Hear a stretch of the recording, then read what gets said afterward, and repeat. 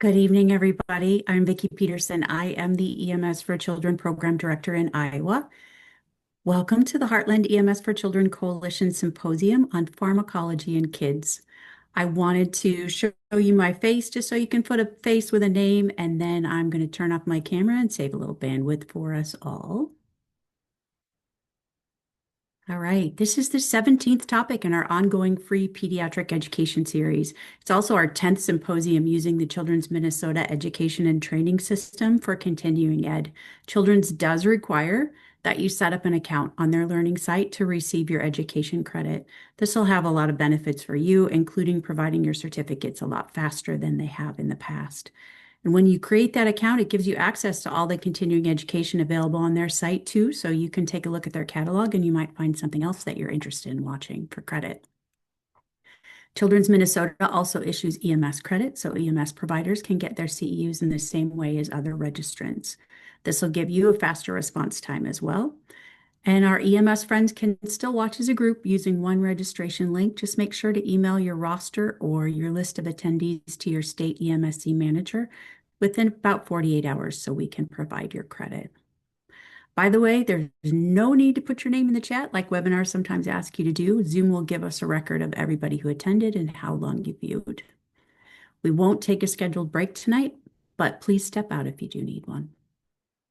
Before we move into our presentation tonight, I do want to tell you a little bit about the people who bring you these symposiums. These symposiums are a product of your state's EMS for Children program. EMSC stands for Emergency Medical Services for Children. It's the only federally funded program in the country dedicated to helping our emergency care providers give the very best care to kids.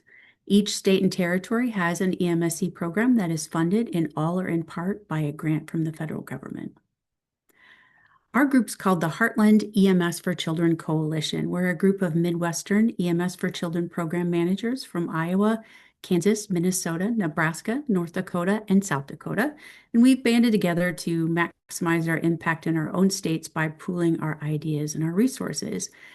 There are a number of behind-the-scenes members of our team who are working hard to help you tonight, and they are Corolla Lauck from South Dakota, Kjelsey Polzin from Minnesota, Chettie Greer from North Dakota, and Regan Blackwell from Nebraska.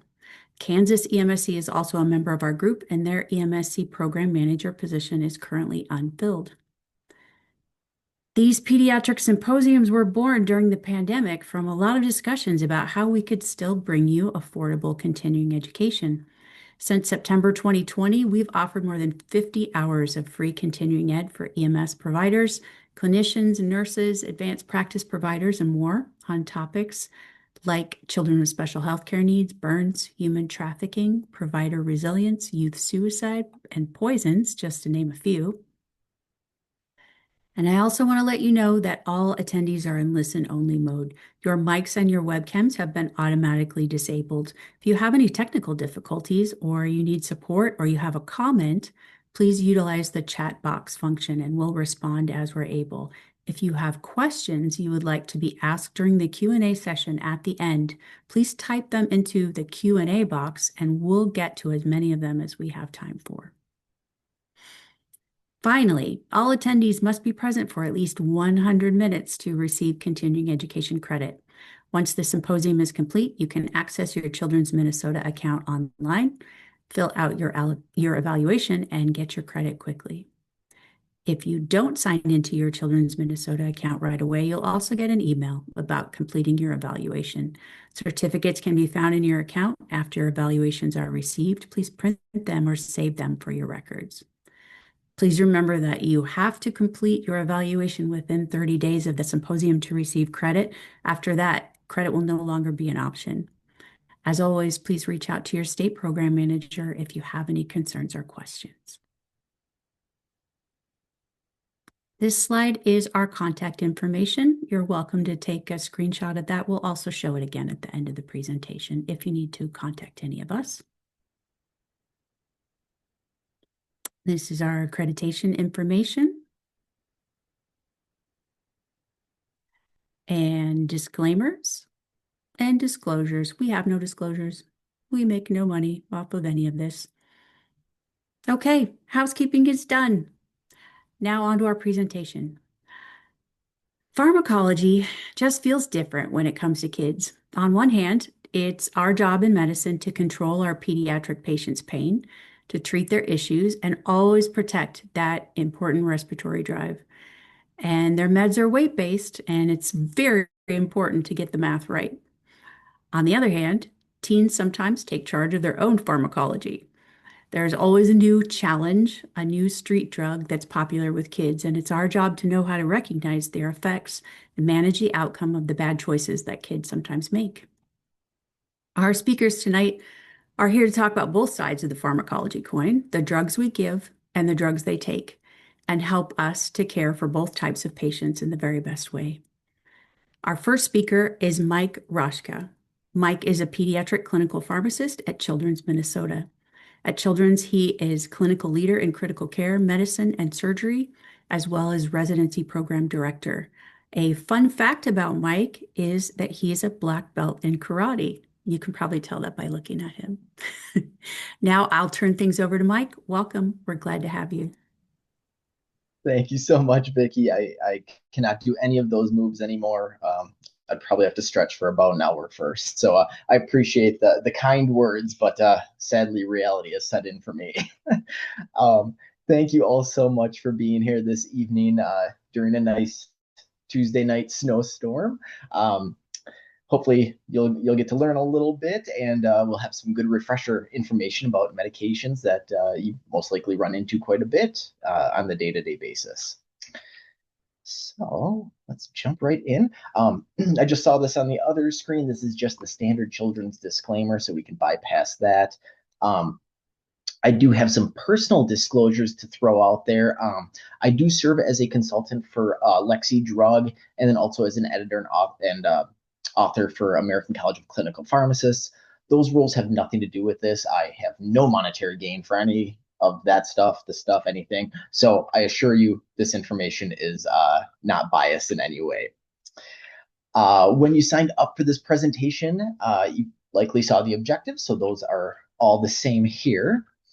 And before we jump into it, the one thing I want to say is there's a lot of information in these slides. So don't memorize. Really, it's more of a reference. So if you scan this QR code or if you type in this code into your internet browser, it'll take you to my link tree. And then you'll see an option for the Heartland EMS link. Click on that and you can download these slides at any time. So they will be available. Actually, they're already available right now if you follow this, this pathway, so that you can use those as a reference in the future. Here's our topics for today. We're going to go through the medications for a number of more common urgent and emergent disease states, and then just do a quick reviewer of the risks associated with pediatric dosing, which I'm sure everyone is aware of, but just a nice refresher. So let's start with respiratory illness. The medications that we're going to talk about are going to be for the three most common disease states for respiratory that we run into with kids. So asthma, bronchiolitis, and croup. Bronchiolitis, if I use RSV and bronchiolitis as synonyms in this, I do apologize. It's fairly common in the healthcare world to say RSV is bronchiolitis and vice versa. We know other viruses cause bronchiolitis, but it's just, nature of the beast. But I do apologize. If I say RSV, I mean bronchiolitis. So before we start talking about some of these meds, let's do a quick patient case. So we have MP, who's a 10-year-old. He's experiencing significant wheezing, shortness of breath, and is unable to complete full sentences due to that shortness of breath. He informs you and your team that he has asthma, and he just gave 2 puffs of his inhaler, budesonide with formoterol, directly before you got there. After placing him on pulse ox, what treatment do you think is warranted next? And so we have 1, no additional meds are warranted, despite him not being able to talk in full sentences. Don't answer 1. 2, administer 2 more puffs of budesonide formoterol, or give some albuterol nebs or MDI, or give duo neb, albuterol ipratropium neb or MDI. If you just want to throw in the chat or just think about it, I'll give you just a couple seconds.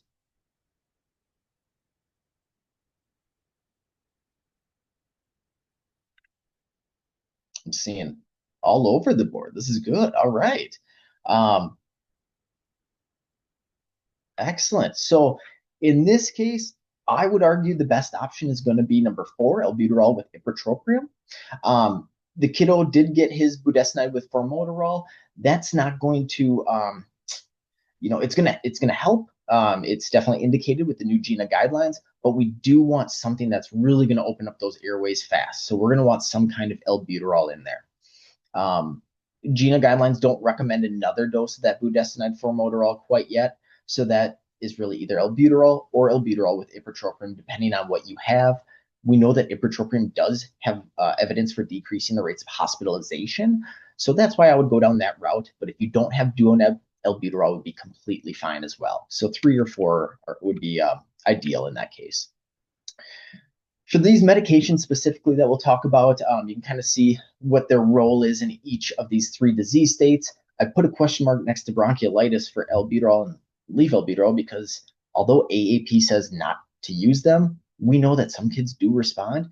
And when you have a kid sitting there wheezing with a tight chest, what are we treating? We don't really know. So what's the harm in giving them that albuterol? So I'm just putting a question mark there for the realistic aspect that we're probably going to get albuterol there. But albuterol, one of our best friends, beta-2 agonist. It is acting on those beta-2 receptors on the smooth muscle in the lungs, in the pulmonary vasculature. And by enhancing that, by binding positively to that receptor, it's opening up the bronchioles, helping dilate the pulmonary vasculature. Now, it does have some effect on beta-1 receptors. So some of that is going to be absorbed, go through the bloodstream, and bind to your beta-1 receptors on cardiac tissue, and that can lead to an increased heart rate. But usually that's minimal for absorption. So hopefully we're not seeing too much tachycardia, but that's why that's one of those side effects, is because of its effects on beta-1. Dose is anywhere between 2.5 to 20 milligrams per hour.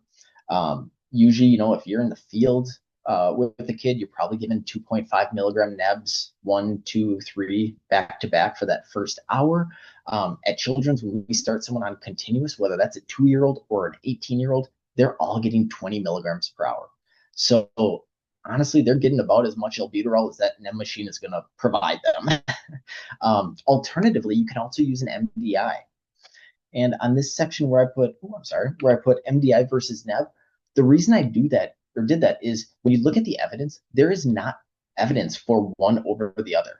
So although neb gives a more long-term treatment by 10, 15 minutes of nebbing, there's not evidence that is more efficacious than an MDI. So use whatever you got. But if you're using an MDI, make sure you have that spacer, have a mask available for them so that they can slowly inhale that.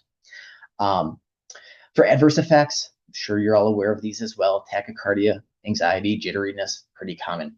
And what I like to say, temporary hypokalemia, right?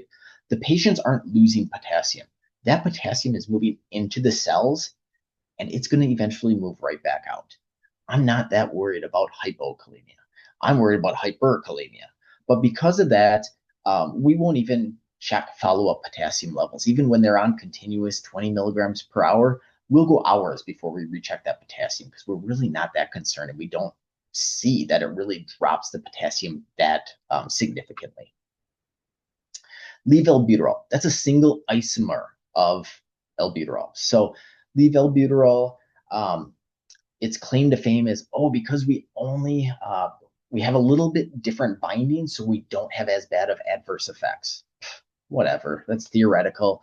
The studies don't show anything. A couple less beats per minute for heart rate is the best you're going to find in research. So levalbuterol, way more expensive. If you have it, go ahead and use it. It's going to be just as effective as albuterol, but it doesn't justify the increased costs.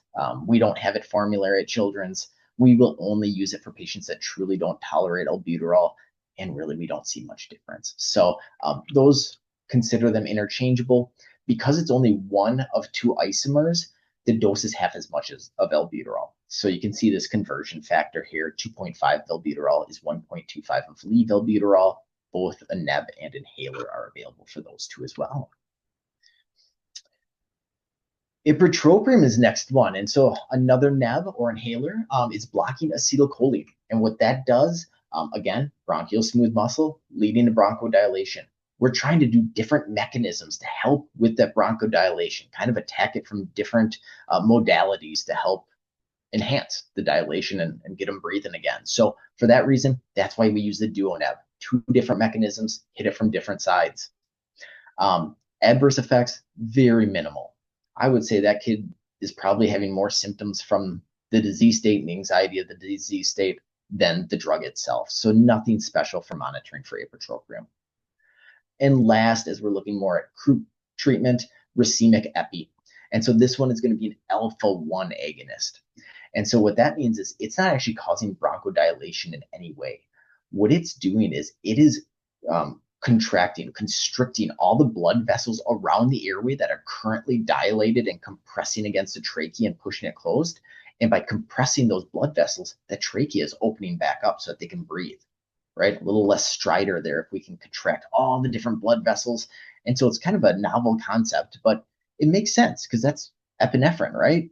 Epinephrine is a very potent constrictor of blood vessels. And so that's all it's doing.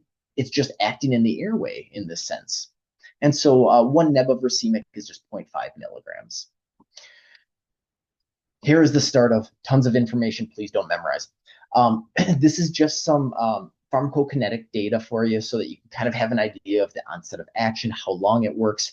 One thing that's really interesting with these is our redosing. Normally, when it comes to meds, we redose around that time of the duration of effect, right? Drugs wearing off, redose it. But we know when it comes to asthmatics, we're going to hit them hard. The worst case scenario is we have to intubate them. It's going to be tough to extubate them later on because of the lung recruitment afterwards. So we're going to hit them hard. We're going to redose frequently early on. Get a really high peak of that albuterol. Do whatever we can. Throw the kitchen sink at them to try to avoid extubation. So that's the reason that we redose so much earlier with these 3 agents compared to a typical medication redosing process.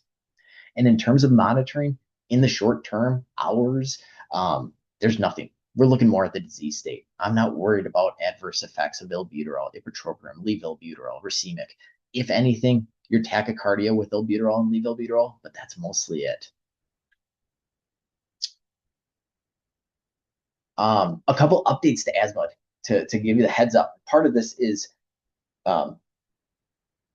trying to avoid intubation because the extubation can be really difficult. So a typical kid is much easier to extubate than an asthmatic that we have to intubate. So we're really trying to do everything we can to avoid that intubation. So a couple updates. GINA, for the first time, has guidance for diagnosing kids less than 6 years of age with asthma now. Previously, kids would have to do pulmonary function tests to get diagnosed. However, younger kids can't follow those instructions to do it. So it was always reactive airway disease until they get old enough to actually be able to do the PFTs to test for asthma. Now there's guidance to diagnose younger. So you might start running into kids that have a diagnosis of asthma at 2, 3, 4 years of age. So that's going to be a little bit of a change. And also the continued emphasis on using me being old, I was trained albuterol is your rescue, corticosteroids are your maintenance. Your maintenance with corticosteroids are not going to help with exacerbations. That training, that's out the door. Now what we see is smart therapy, where they're actually recommending using things like, in that patient case, the Symbicort as a rescue agent along with albuterol, or in some cases, even in place of albuterol. So what you're going to see is you're going to see more patients coming in using these 2 medications, Symbicort and Dulera, because those are now indicated as a rescue or a reliever agent for asthma exacerbations. And what we've seen is decreased rates of exacerbations, less in general, and less hospitalizations because of with these agents. So if you run into one of these families, they say, oh, we've already given Symbicort, or we've given Dulera already a couple minutes ago. Don't worry about it. Continue then with albuterol and ipratropium like normal. It's just something that you might run into that could cause some confusion of, is that something we're doing now for rescue is these? And sure enough, it is. So here's an image from GINA 2025. This is for kids 6 to 11. And what you can see is starting with steps 3 and steps 4. those are going to be the steps that we're more likely to see kids with asthma exacerbations, right? That's when they're using that combination as their reliever and their maintenance. So you have one inhaler, it is used for your daily maintenance. It is used for when you're having shortness of breath. It really helps with compliance and decreases rates of exacerbation. So you're going to see this more. Wouldn't surprise me if down the road we're seeing more of this in the ED setting as well. But just being cognizant of it, I think, is really important. So, all right, let's do another patient case. You arrive to a home and discover J.A., a 7-year-old 30-kilo patient, is complaining of shortness of breath and stridor. The parents say J.A. has a severe allergy to bees, and it is determined, yep, they're having an allergic reaction. And your colleague that's with you recommends a dose of IV epinephrine. What is your best response? 0.01 mg per kg and give that IV bolus. Same dose, but give it IM. Same dose, but give it sub-Q. Or because they have an IV access for some reason, let's do a continuous infusion of epi so that we're not giving them a big bolus of IV epi. So I'll just give that a couple seconds.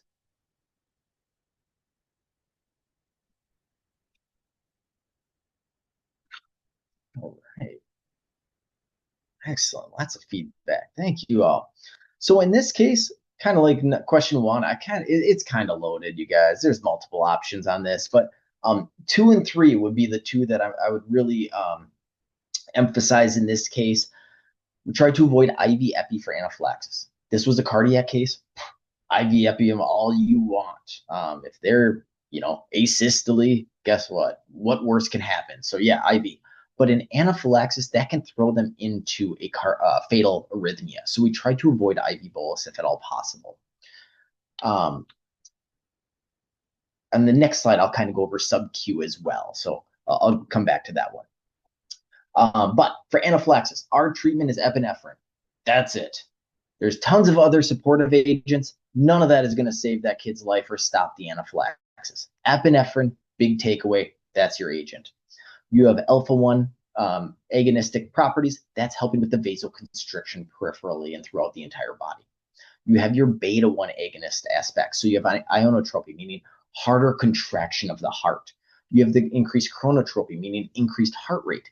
And then with beta-2 agonist, kind of like albuterol, you could have some bronchodilation and decreasing of the mediators from the inflammation process from mast cells. Adverse effects, actually pretty darn similar to albuterol as well because of that beta-2 effects, but palpitations, anxiety, tachycardia.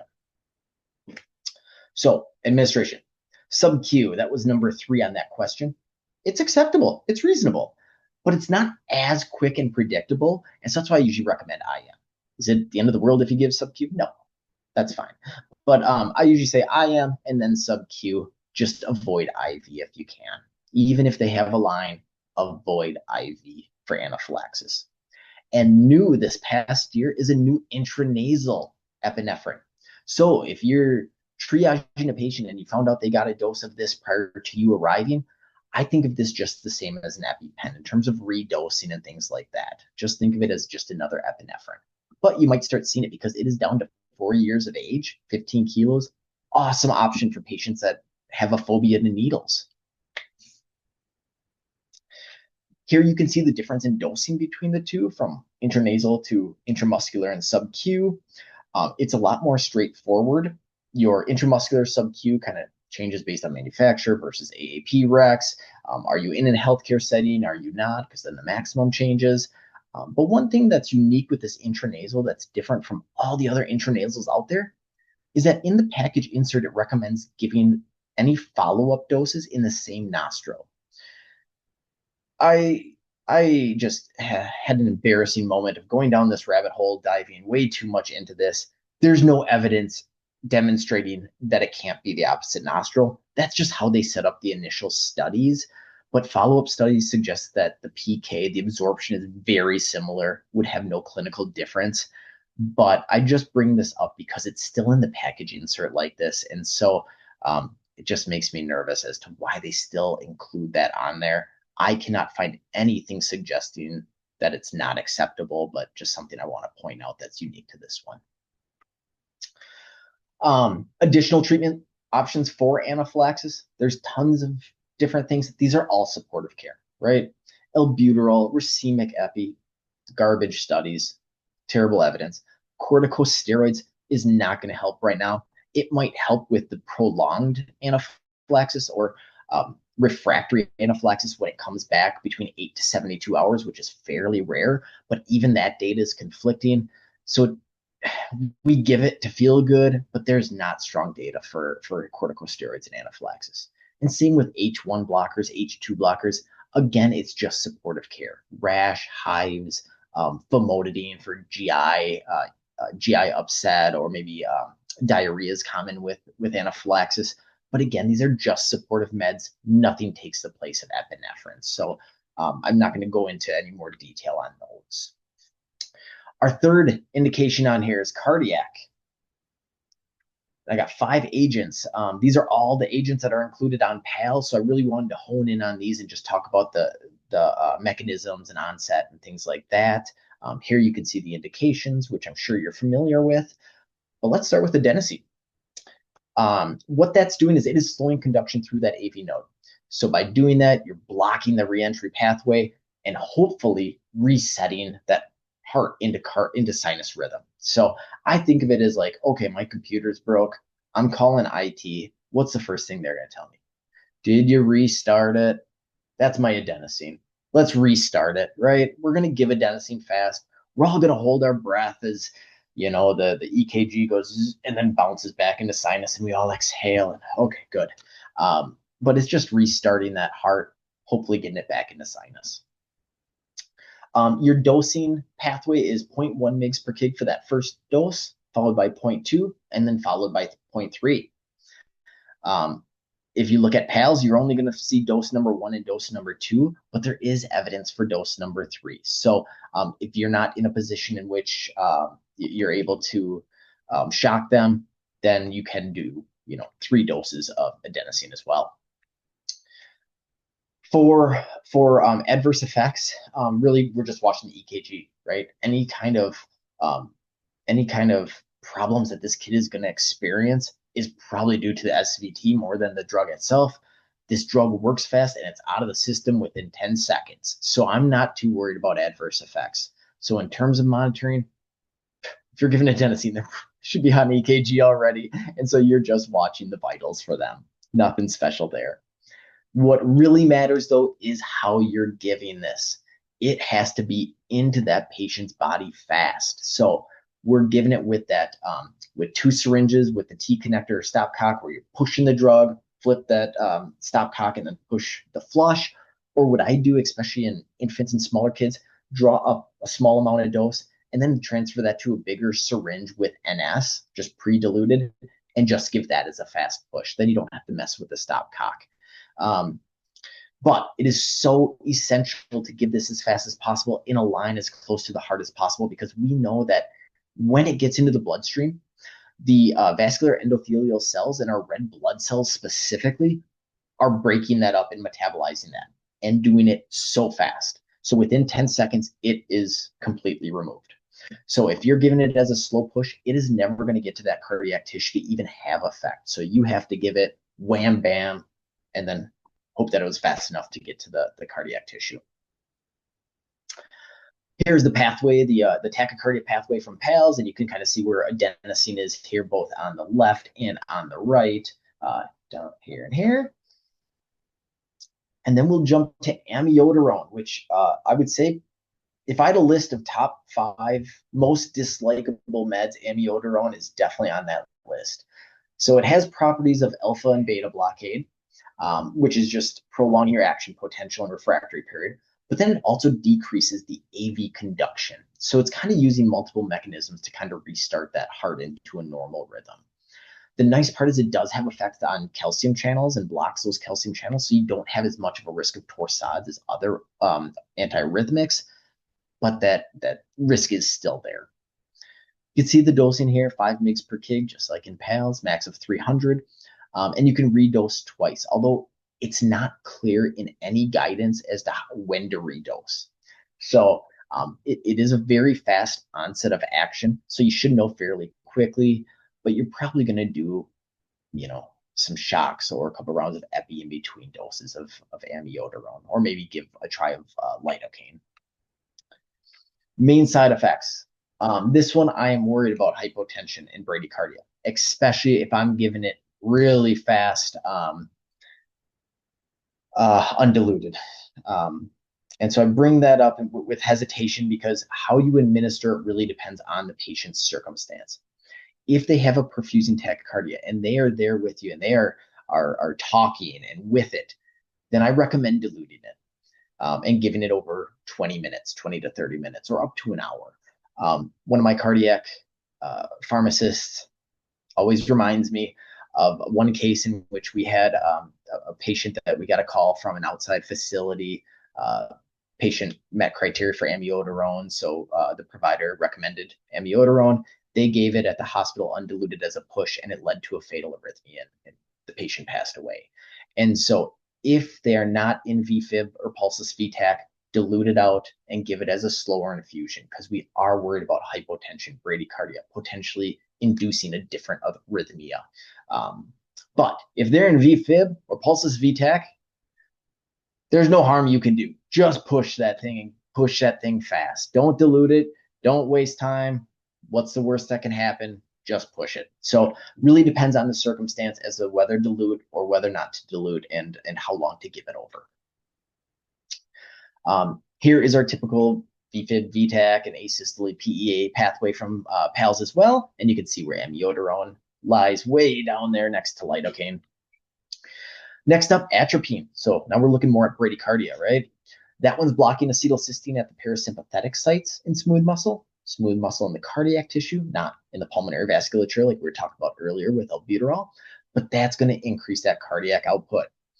You can see the dosing here. What's unique is that it does have a minimum dose when you're using it for bradycardia. So your minimum dose should be 0.1 milligrams. If you're using atropine as a pre-med for RSI, then there is no minimum. You can use a minimum of 0.1, but it's not in recommendations to use that minimum. And that's because there was one study that showed paradoxical bradycardia with low dose atropine. So they said, oh, actually at really low doses, atropine is making the bradycardia worse. So we need to use a minimum dose. Well, unless these patients are bradycardic to begin with, it's not going to have a clinical impact. And even that study was deemed to be fairly flawed. So we're not quite sure what to do with it. And so that's why we have a minimum for atropine for the use of bradycardia, but not for the use when it's a pre-med for RSI. So just a little fun fact there. If you're getting it through the ETT tube, ATM machine, then you're looking at 2 to 3 times the dose, and that's pretty typical. Epinephrine is the only anomaly there, but when you're looking at IV doses to ET tube doses, it's about 2 to 3 times the dose typically. Adverse effects, pretty minimal. It's very fast onset. You know right away how this kid is going to respond. You're watching the EKG, you're watching the vitals. If they have any kind of neuro change, that is something you'd want to escalate and hand off to that team that you're giving this kid to at the hospital, or performing a workup, because there could be some concerns there, but really it's cardiac that we're looking out for. And then here's our bradycardia pathway from PALS. This is the new one, 2025, and it's still in the same spot along with epinephrine. We talked about epi already once. Let's talk about it again. Since the new PALS just came out, the dosing for neonates still 0.01 to 0.03. Here at Children's Minnesota, we use 0.02. Cut the difference. But then it is a 10-fold increase if you're doing it through the ET tube. So we said most meds 2 to 3 times the dose for ET tube. For epi, 10. For pediatrics, 0.01 mg per kg, and then again 10-fold increase for ET tube, and then redosing it every 3 to 5 minutes. We talked about adverse effects. Extravasations with epi are really nasty. Now, in the grand scheme of things, if you're given epi for a code, that is the least of your concerns. But if you get that ROSC, or if it's for whatever other reason and the patient has extravasation, just letting that team know during handoff and getting some phentolamine. It requires some extra interventions to help minimize that damage from the extravasation. So just something to monitor is that IV site, and then of course your vitals and EKG. And here's our epi on the bradycardia pathway, and then epi on our VFib, VTAC, asystole, PEA pathways. And last but not least, another medication that makes my top 5 disliked meds is lidocaine. Increases the threshold for electrical stimulation. And so what this means is it needs more electrical stimulation to really have that effect to trigger in the ventricle and the His-Purkinje system. So it is suppressing the conduction tissue. Again, using multimodal approaches to try to restart that heart into a sinus rhythm, really grasping at straws when you're this low in the pathway. Dose of 1 mg per kg as an IV push, can give this one as ET as well. And normally, if you're going down this pathway of lidocaine, you're going to give a push and then start a continuous infusion. However, that's not always possible. I know a lot of times we don't like to start the infusions until they're in the cardiac ICU or PICU. So you can redose at 15 minutes if that continuous infusion isn't possible in the meantime. All right. Lidocaine, a little bit more concerning for adverse effects. So bradycardia, hypotension again, more respiratory depression with this one. So if you're given lidocaine, watch that respiration rate, and then just continue watching vitals. I'll tell you, I've never had to give lidocaine, so I'm hoping you guys don't either for kids. I can't speak to adults. We give it a fair amount in our CV ICU, but never for PALS or in the ED setting. So, and here's where our lidocaine is right next to that amio. Again, very low on the cascade. All right, how am I doing on time? Oh, we're doing all right. Pain management. Start with non-opioids. Got Tylenol or acetaminophen. Then we have ibuprofen and ketorolac. So ibuprofen, ketorolac, they're in the same class. Those are non-steroidal anti-inflammatory meds. Don't want to give both of those. Just choose one based on whether the kiddo could take PO or needs parenteral. But then go ahead and use it with Tylenol. There is no interaction. They also work through different modes. And so we can team those up together to get a cumulative effect from both of those. In this diagram, what we have is showing where NSAIDs act. So our ibuprofen and our ketorolac are both non-selective cyclooxygenase 1 and 2 inhibitors. So by blocking cyclooxygenase 1 and 2, it is blocking this cascade with arachidonic acid. And so we are not creating the prostaglandins that then potentiate into telling our brain there's pain, right? So we're trying to block that process to minimize pain in general. Now, Tylenol, what we know is it works on arachidonic acid, but we don't know exactly how. How this is possible in 2025 is beyond me, but then again, every single Zoom or Teams meeting I mess up something with electronics, so I guess it all makes sense. There's just 2025 is a lost cause, but I digress. This is where your NSAIDs are working. This is where your Tylenol is working. So it is okay to use them together. They do not interact. They do work together. Really helps with the pain and fever. A couple little tidbits.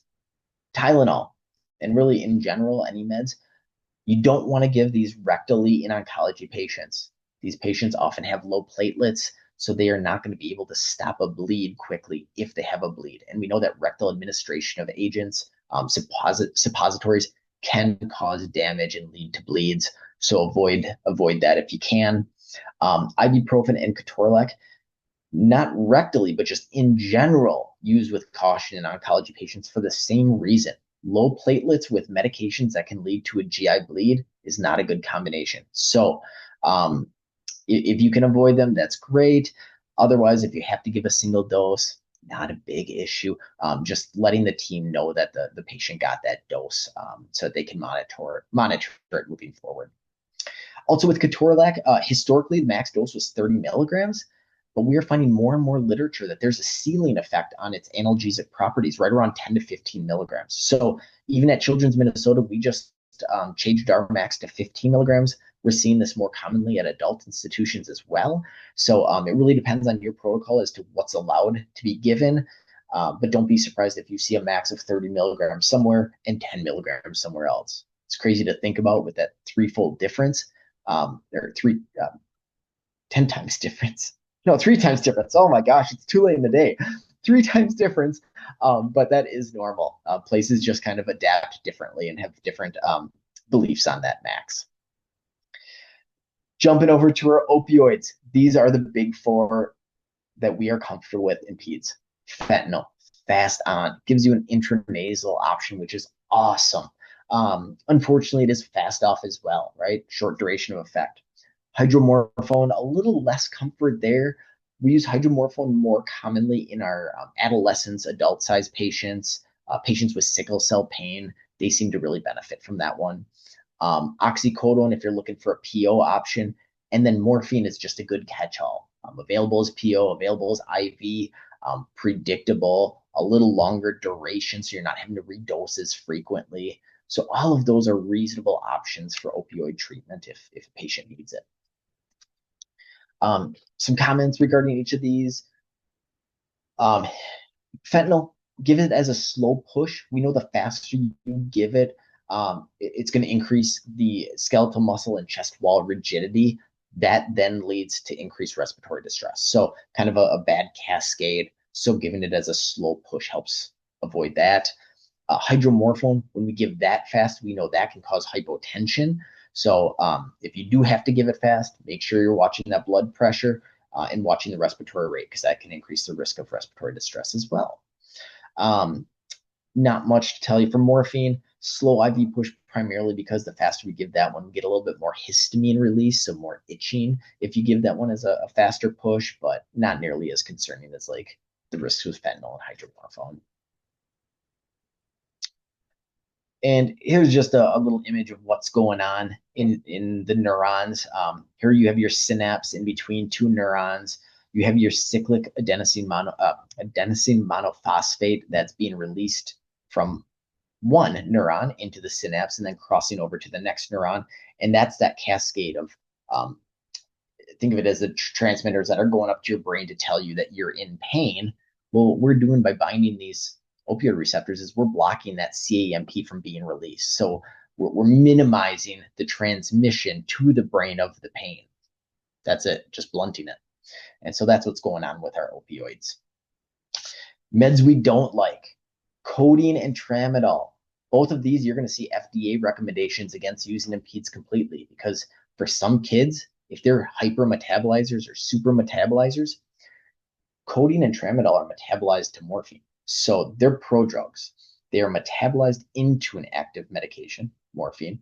And so if you have a super metabolizer, they're going to break that down really fast, and you're going to have a morphine dump in the patient's system. And that can lead to respiratory depression and has led to deaths in kids. So those two we always avoid if we can.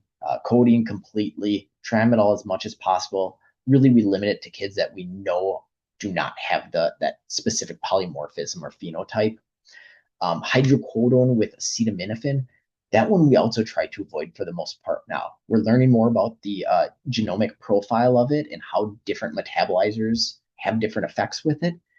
And we also want to avoid Tylenol and combo products, because we know combo products are just linked to more and more Tylenol overdoses, because people don't always know that there's Tylenol in these combo products. So they take hydrocodone with acetaminophen, then they take Tylenol separately and things like that. So these are ones that you're not going to see very often in kids. The trend is really moving away from those. In terms of monitoring for both of these classes, for non-opioids, whatever, just watch the pain. Nothing in the short term to worry about at all with either of those, with non-opioids.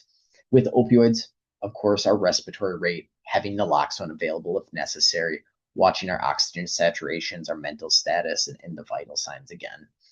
One of the hot topics right now is how do we want to monitor our oxygen saturation? Pulse ox, capnography, what are we doing? And really, we're seeing more evidence that the capnography is more accurate in identifying early warning signs for respiratory depression. But those studies have been done in the peri-op, in the post-op, and in the general med surg floors. There's not as good of evidence in the ED or out in the field. And so really either of these options are reasonable for the short-term monitoring. I'll tell you at Children's, we still just stick with pulse ox on our med surg floors, even though our kids are getting opioids, simply due to lack of resources. So at this point, it's really up to your program. Either are acceptable. All right. We have our last disease state here with seizures. We have BT, a 2-year-old who has a history of epilepsy and has experienced a seizure.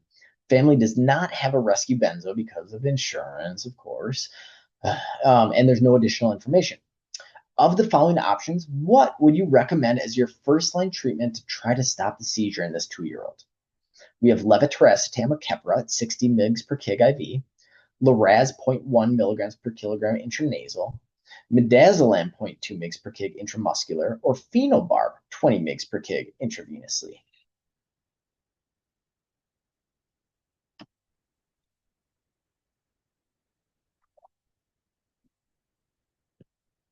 All right. And in this case, we will go with midaz. So our first line treatment for seizures are going to be benzos, right? So we'll hone in on lorazepam, midazolam. Lorazepam is really viscous, nasty. It is amazing drug for intravenous route, but it's not actually approved for great for intravenous, but not approved for intranasal route. So if we don't have an IV, lorazepam is kind of out the door. That's when we're looking at midazolam or diazepam. We'll talk about that more. This is the Children's Minnesota Seizure and Status Epilepticus Guideline. And what you can see for this first line meds within the first 5 to 10 minutes, 2 rounds of benzos, right? If they have IV access, lorazepam, great.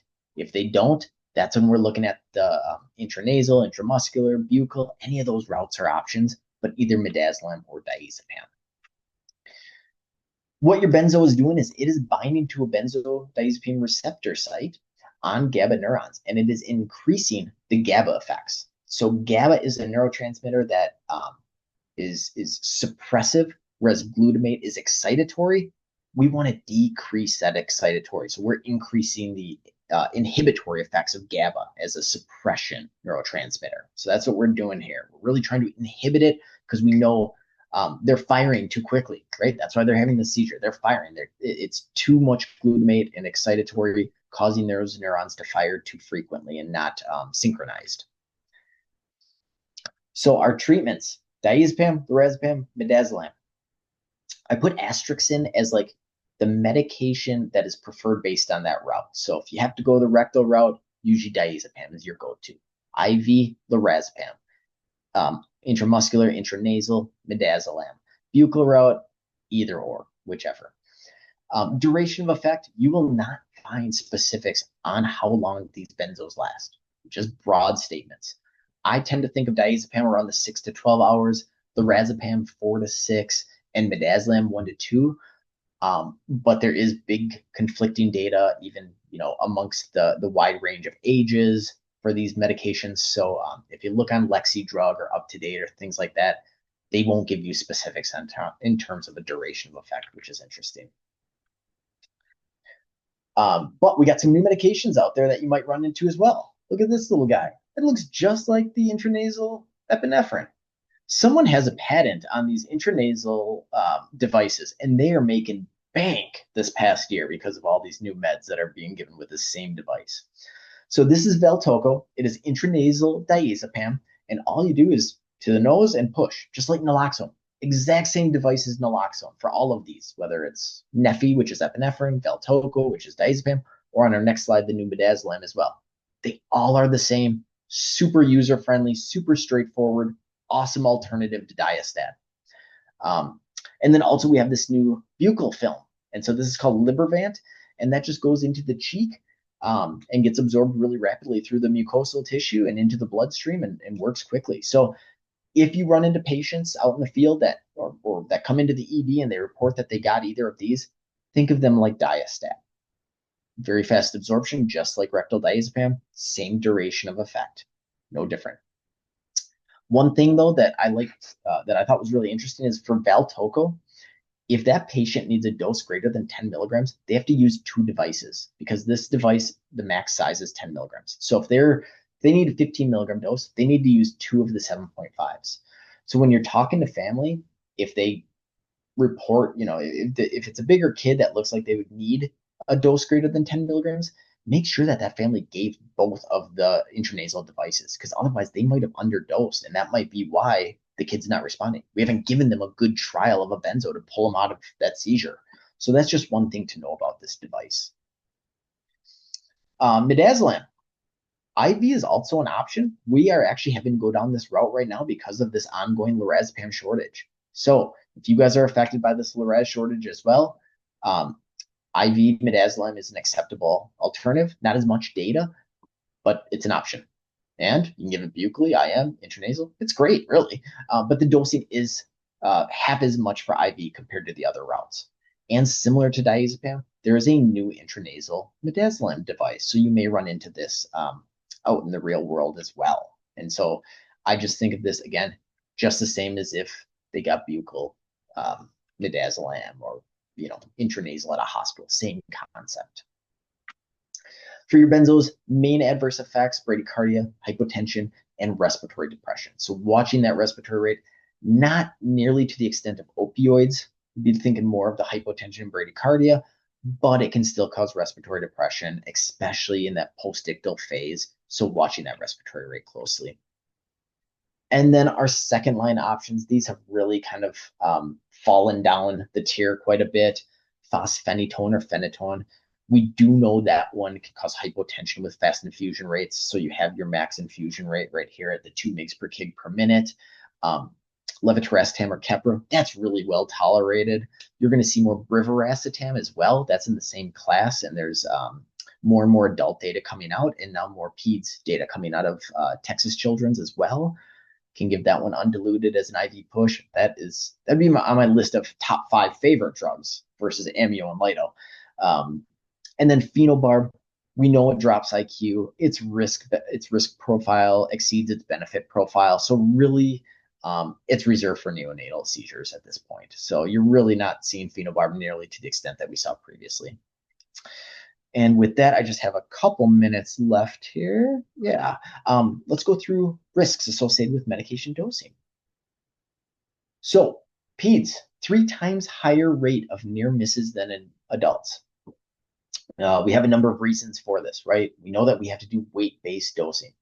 You implement or have to do calculations at all, you're adding risks right there, right? You're adding holes into that Swiss cheese model of where an error can sneak through much easier.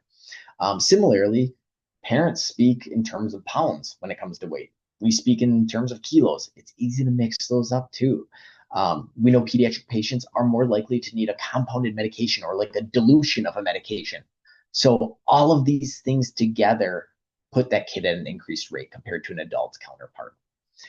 We also know there's tons of excipients or inactive ingredients, is just a fancy term for that, that aren't safe in kids. And so there's a full list of medications called the kids list of all these medications and then excipients that have been shown to be harmful or toxic in kids. And so all of these put that kid at an increased risk. And not only are they at an increased risk for errors, but they're at an increased risk then to suffer harm or death from that increased risk of error as well. They don't have as much physiologic reserve to buffer from errors. So what I mean from that is, I got a nice reserve of fat right here in the midsection. I think of that as a positive. It's going to protect me from a medication error in the future. Kids don't have that buffer. Additionally, if I feel off after I get a medication, or if I feel weird, I feel something's wrong, I can vocalize that. Kids often can't. So not only could they experience this error, they could experience it ongoing with multiple doses because they can't vocalize the concerns that happened with that first dose. So it's really a bad recipe for those littles.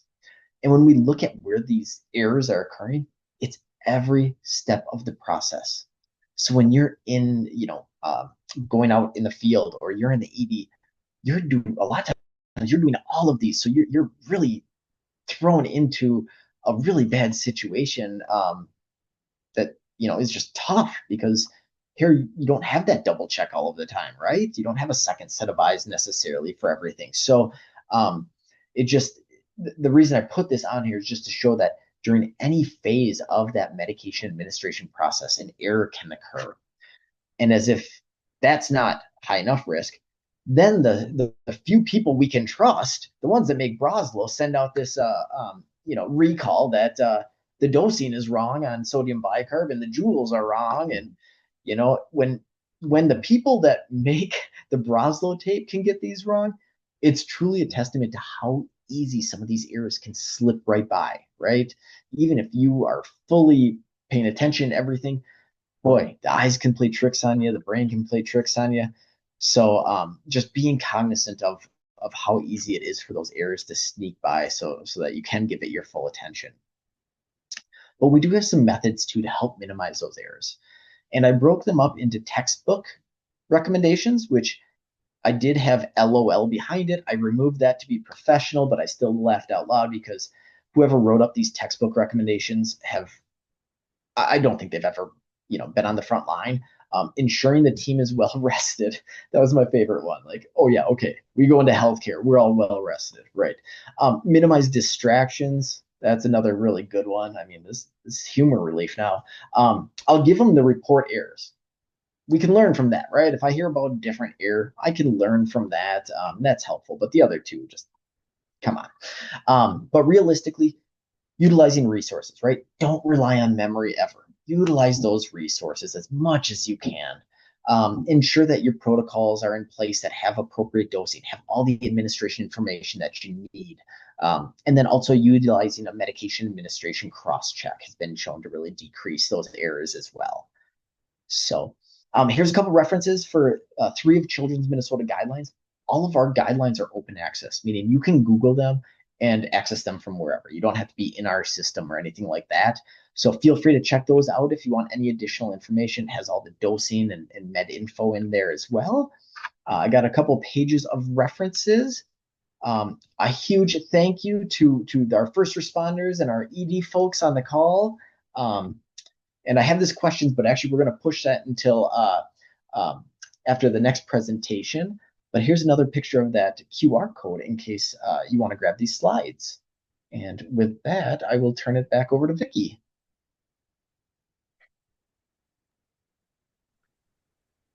All right. Gosh, Mike, that was awesome.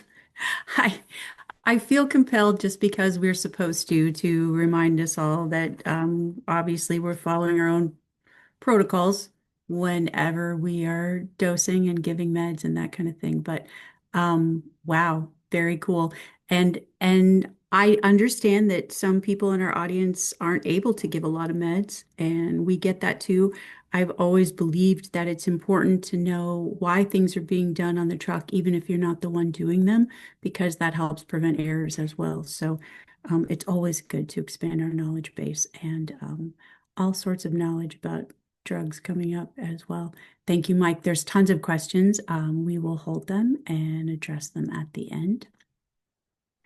And we've had okay. Oh, I think we'll share the link to the slides again too as well. All right, moving on. I'd like to introduce you to our final speaker this evening. His name is Kirk Hughes. Kirk is an RN and he works as a certified specialist in poison information, and he's the education director for the Minnesota Poison Control System, where he's managed over 86,000 tox-related medical cases. He's been an active member of the Minnesota EMS for Children Advisory Committee since 2009 and a firefighter EMT for over 25 years. He's a popular returning speaker to our symposiums if you've been with us for a while. Fun fact about him is that he was once a firefighter model, and he can tell you more about that if he chooses to. Here to bring us up to date on the latest in poor teenage choices and how to treat them, please welcome Kirk Hughes. Thanks so much for having me back. Yeah, the whole firefighter model thing wasn't as glamorous as you thought. I was picked because I represented some of the East Coast firefighters when I had a Fu Manchu and had 3 chins. So that was why I got picked. So fully clothed, nothing crazy. So other than that, we'll buckle in here because time is short. So once again, thank you for having me.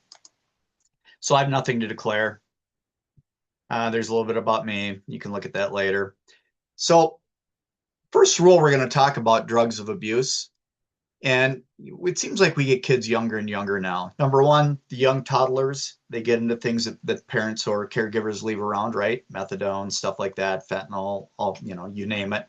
And then we get the kids that are starting younger and younger experimenting with things. And so these are some of the things we want to address. Unlike me, when I was growing up, when I was a senior in high school in 1983, and if I wanted to go ahead and it wasn't wrestling season, and I wanted to get stoned, I'd go buy some weed, get a nickel bag for $5, smoke a couple of bowls, laugh too hard at Scooby-Doo, and eat too many potato chips because Funyuns weren't invented yet. It was pretty cut and dry. Nowadays, you don't know what you're getting, even the marijuana, and it's legal in at least 27 states now. So yeah, the first thing is nothing is what it seems. I worked as a death scene investigator for almost 3 years for the Hennepin Medical Examiner's Office as an ancillary job. And this was about 18 years ago. And there was a death from a young lady. I think she was 18 years old, 19 years old.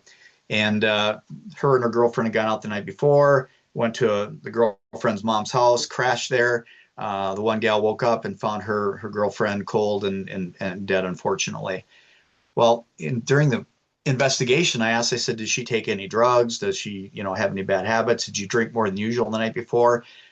She did say we had about the same amount of drinks we usually have, but she does take Xanax, but she's not prescribed Xanax. So back then, she just bought it off people. It was pretty safe. People weren't contaminating pills and that sort of thing. But it wound up, we had them tested, and this is when the fentanyl was starting to be an adulterant in a bunch of different substances. And she ultimately died of opiate overdose when she thought she was taking Xanax. And it looked exactly the same because me and the DEA agent that were there looked at it and both said, wow, that looks the same. And then the mom of the girlfriend said, I'm on Xanax. We brought out her Xanax. We couldn't tell the difference between the two pills. So this is something we need to educate ourselves about. And this is another good point. Treat the patient, not the poison, all right? It's all going to be ABCs, whether it's trauma, whether it's disease, whether it's toxicology. Do ABCs and treat the patient, not the poison, because you can be really misled when it comes to drugs of abuse. So here's some examples of counterfeited drugs. They press these, and actually the real ones here in the example of the M squares, they call these M squares, blues, perk 30s on the streets. And this is, if you look this up, is it's supposed to be 30 milligrams of oxycodone, right? Nowadays, we can't go ahead and hop to critical care access hospitals and say we got a headache or say we got back pain to get these anymore because they clamp down on that through the prescription monitoring programs and that sort of thing. So now they sell them on the street, and they're familiar to people, but they put an extra kick into them. A lot of us don't understand why would they do that. Well, if you're somebody using these drugs and you've gotten tolerance to them, you're not feeling much anymore, and you're pretty much preventing withdrawal or dope sickness. And so if you can go ahead and buy something from a dealer that makes you feel a little bit better, you're going to tell everybody else, and that dealer is going to make more money. So all drug dealing is just a business, an unethical business, but it's a business, and that helps boost sales for some reason. The other one on the right is Adderall. They estimate, depending on which studies you look at, between 4 and 7% of our children in the United States are on Adderall or some sort of stimulant for ADD, ADHD. I can tell you a quick story. My son, who went to high school here locally, played football. He was a bigger kid, so he got put on the line. He wasn't really super good, but he was bigger, so they put him on the line. And I used to go watch his games, and all of a sudden, one day I kept at the end of the game, I said, hey, how come your side of the line just doesn't move too quick? He goes, well, we're not taking performance enhancing drugs. And I said, like what, juicing with roids? And he goes, no, they're buying Adderall, or they call it Addy, right in school, so about an hour before, so they can go ahead and have more energy. So the other side of the line at all bought somebody's 10 milligrams of Adderall so they go ahead and have more energy. So, this is something else to look for, as part of histories, as part of being a caregiver or parents yourselves. Is abuse of the Adderall. I know we want to go ahead and empower children to take their own medications, but this is something I can tell you at the middle school level and high school level is being sold and traded quite often. So what's killing our kids? And this is more teens to young adults.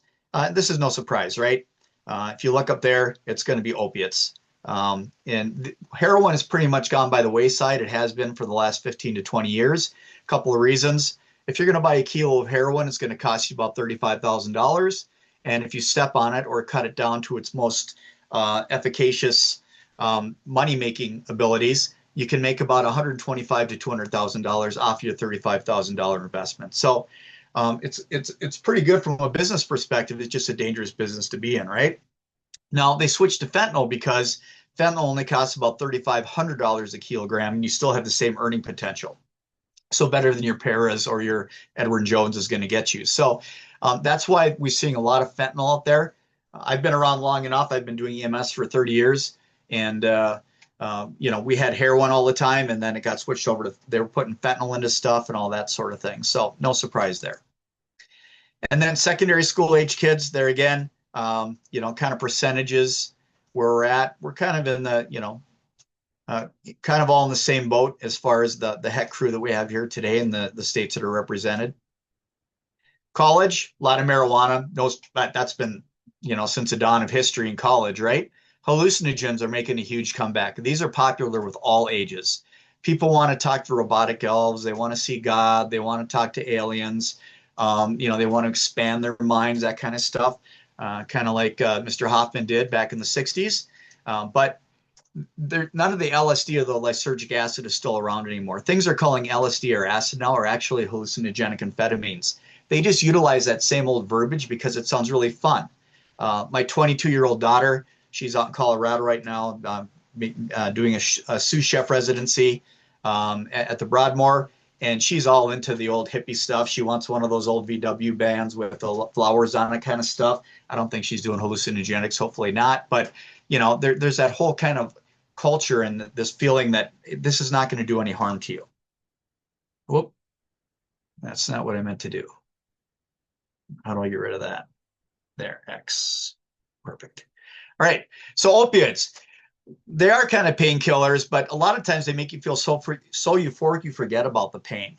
I remember the first time I had a kidney stone when I was in the Navy. I got brought in, curled up, crying like a little girl because it hurt really bad.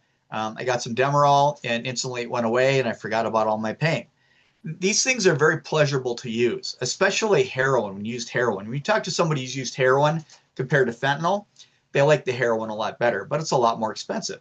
So what they'll do is they'll get you hooked on the heroin, then they switch over to fentanyl, and they don't care whether you like it better or not. You have to take it now because you're tolerant to it. And if you don't want to get dope sick, you're going to have to take the fentanyl. And you're still paying the same amount of money and not getting the high that you wanted. So there again, this is no secret. Opiate abuse is considered to be a national public health emergency. The DEA conservatively says that about 70,000 people a year are dying of fentanyl overdoses. That number compared to some that I've seen is pretty high, seems a little bit high, but I know that at least 53 to about 62,000 in that area, it's a lot. Now, if you compare that to all the troops that have died, all the United States troops that have died in all warfare from Vietnam moving forward, including the war on terrorism, we've lost just over 65,000 people, and that's over decades of fighting. So as we know, it's a huge concern. I thought this one is interesting. High school students who legitimately use prescription opioids are 33% more likely to misuse opioids after high school. So, I was a wrestler. I was a gymnast. My mom wouldn't let me play football. I still hate her for that, but really I don't. But I had a lot of injuries. I had to have knee surgery when I was in 10th grade.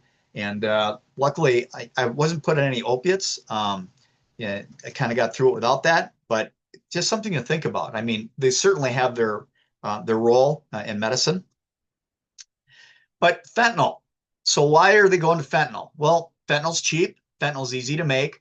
But this is what I want to point about fentanyl. We say, oh, it's fentanyl. I think we use that term very loosely, like we do opioids, right? Opioids covers a whole lot of stuff.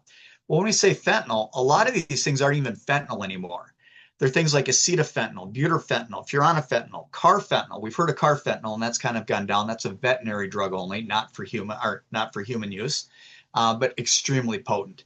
We used to see a lot of the fentanyl be contaminated with carfentanyl and deaths resulting from that. So my point is that there are things that are fentanyl, and they're all very close structurally. But as far as responding to Narcan and being able to be detected is a whole different story. So the fentanyl, these novel synthetic opioids are more available, the lower cost, and here's the big reason they use them. they're not easily detected on urine drug screens or even comprehensive drug screens. Now, when I'd have to go testify for the medical examiner, and they'd say, well, the UDS said they were positive for fentanyl. You know what? I couldn't reliably say that that was true because urine drug screens that are used in the ER are, and there's a lot of good literature on this. We're in toxicology, there generally is good literature, but there's been a lot of good literature out in the last 5 to 7 years stating that urine drug screens are highly variable. There's a lot of false positives, and they're not very good other than giving you kind of a broad overview of what might have been ingested, right? But even with comprehensive drug screens and advanced drug screens that are more than comprehensive, that we would send out from the medical examiners to determine cause and manner of death, they can't even find the butyfentanyls, the acetafentanyls, that kind of thing. And so we know they die of an overdose, but we can't say what it was. And so when we testify that, yeah, they had a fentanyl-like substance in their system, or at least that's what we think, but we can't say exactly what they died from, that just goes ahead and causes the people that are being prosecuted to basically walk or get lesser sentences. So that's exactly the reason why that they go ahead and utilize these things, and they keep changing them, because in order to go ahead and test for something, you have to have that specific substance in your library of your mass spec or whatever, and I'm not a lab rat, but in your library of whatever methods you're testing to be able to find it. And there again, you can see spikes that it's fentanyl-like, but you can't actually say unless that your assay has that particular substance in it that it's actually that. And so a lot of people avoid prosecution because they're using these drugs that we can't even detect. All right. So if you're using fentanyl, I know this is a big kind of a public health push out there. Fentanyl test strips. Can we use them? There's a lot of states that actually say that it's drug paraphernalia and that they're illegal. A lot of states are backpedaling on that. But here's the downside to fentanyl strips from a public health perspective. You know, what it does is when you need your opiates because you have opiate use disorder and you're addicted to opiates and you don't want to get dope sick, you got to go out and get your stuff. And they know that there's all kinds of other stuff in there. And so they'll go ahead and test it. And if it says, oh yeah, it's fentanyl, you're good to go. The problem is that it doesn't detect if there's other things like butyfentanyl, furanofentanyl, or the other iterations of fentanyl. It's not good for that. So it could still be present and show negative. So that's the downside to these strips. So there's always, we try and keep people safe despite having these disease pathologies and these opiate use disorders and drug use disorders, but it's just a very dangerous thing. The limitations, when you test for fentanyl in different substances, it's uneven. So it's like the chocolate chip cookie effect, right? You could have like a big chunk of chocolate, which you like when you put it in your mouth and it's there, but in other parts of the cookie, it may not be there. So it's not even distribution of the fentanyl or the fentanyl, other types of fentanyls that are in there, that maybe you're testing the wrong part of it. It doesn't detect all the variants, which we just covered. It only measures whether it's present or not present. So it doesn't tell you how much is in there. And as we know, fentanyl or its fentanyl analogs do not take much to go ahead and cause serious morbidity or mortality. They can have false positives. And then there's legal barriers to it, as we discussed. In some states, they still consider this to be drug paraphernalia, though that a lot of that's changing from a public health perspective. So withdrawal symptoms. So withdrawal from opioids, and I encourage you all to talk to your patients, whether you're in the clinical setting, whether you're in the pre-hospital setting, and I have the advantage of being in both. And I towards that latter half of my career, I really started talking to my patients and tried to understand, hey, why are you doing this? What's it feel like? What does withdrawal feel like? And it really gives you a better picture of things. And so here's your opiate withdrawal symptoms. I've had a guy tell me he'd rather die than go through withdrawal. Now, as we know, withdrawal from opioids is generally not life-threatening. There's probably a couple ER docs out there that say, well, you get flash pulmonary edema, and yeah, you can, as far as that sort of thing. But it generally isn't a thing to go ahead and cause serious morbidity, mortality from opiate withdrawal. It just is not fun whatsoever. All right. So now you have opiate use disorder, and I've recently had a case of this in a young gentleman. Got a call from a doctor. Hey, this is Dr. So-and-so from blah, blah, blah. I got this, 20-year-old guy here. He kicked opiate use disorder about a year ago. He was taking kratom, potato. And he went ahead and decided that now he's off of his opiates and he's been on the kratom for a year. He just stopped taking it about 24 hours ago. And I said, he's seizing now, right? He goes, yeah, how did you know that? I said, because it's been reported. Now, keep in mind, unlike the previous speaker who has access to lots of evidence and lots of good papers that are being written, and bad papers too, but a lot of good evidence out there. In toxicology, we don't have a lot of good evidence. We're kind of on the front line. We see the trends before other people do. We deal with things that don't have good documentation, that don't have good studies, because it's pretty hard to do prospective double-blinded studies on things that poison people. It's not ethical, obviously. So we're kind of the cowboys, right? And so what we found out with kratom is actually a plant. It's an evergreen plant that's native to Southeast Asia. And it does have some properties on the opiate mu receptors. Now, those mu receptors are the ones that sit on your central nervous system and wait for something to come by, and it hugs it, and you go, oh, that feels good, kind of thing, right? Well, we do know that there is some sort of activity at the mu receptor. We don't know how the affinity, how well it binds, and that kind of stuff. But we do know that it can help go ahead and lessen, it's advertised to lessen or to get off of opiate withdrawal, or to prevent opiate withdrawal and to get off your opiate use disorder. And it works rather well for that.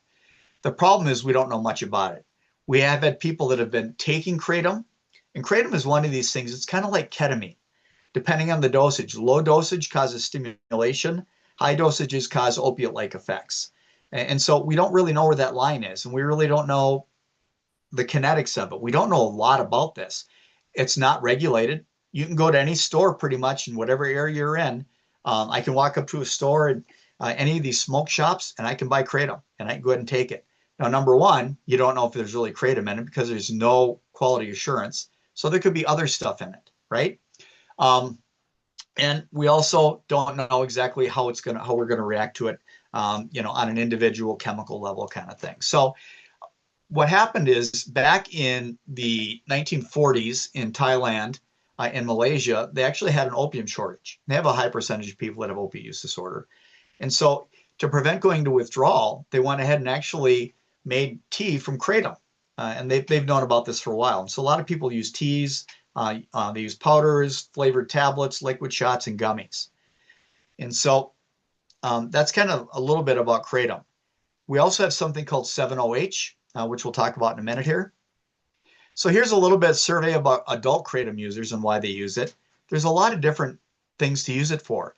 The other thing that makes it attractive is it's natural, right? And there's a perception amongst most lay people that if it's natural, hey, I'm on this drug, it's ruining my life, they took my kids, I've lost my job, and this is something natural that can get me off of it, just like this gentleman that I helped treat for his, when he stopped his kratom. And so they get on kratom and everything's fine until they stop it. And now we know that there's a withdrawal syndrome that potentially can have serious morbidity in the way of seizures and other things, and even using it can cause seizures and other types of things too. So we just don't know a lot about it. It sounds really great if it's, gets you off your opiate use disorder, but it can be very, very dangerous because it's not regulated. So the kratom tree, as we know it, in its natural form, has about 50 different known alkaloids. There's probably more than that. But 7-OH is one of those alkaloids in there. And it only represents about 2% of the total plant, 2% of total plant, so it's a very small amount. And so it's 7-hydroxymitragynine, and this is one that is actually way more potent than the kratom itself in its natural form. And so what they're doing now is they're extracting that 2% naturally, and then they're synthesizing it in various labs, trailers, warehouses, that sort of thing, and reselling it. And so this is called 7-OH.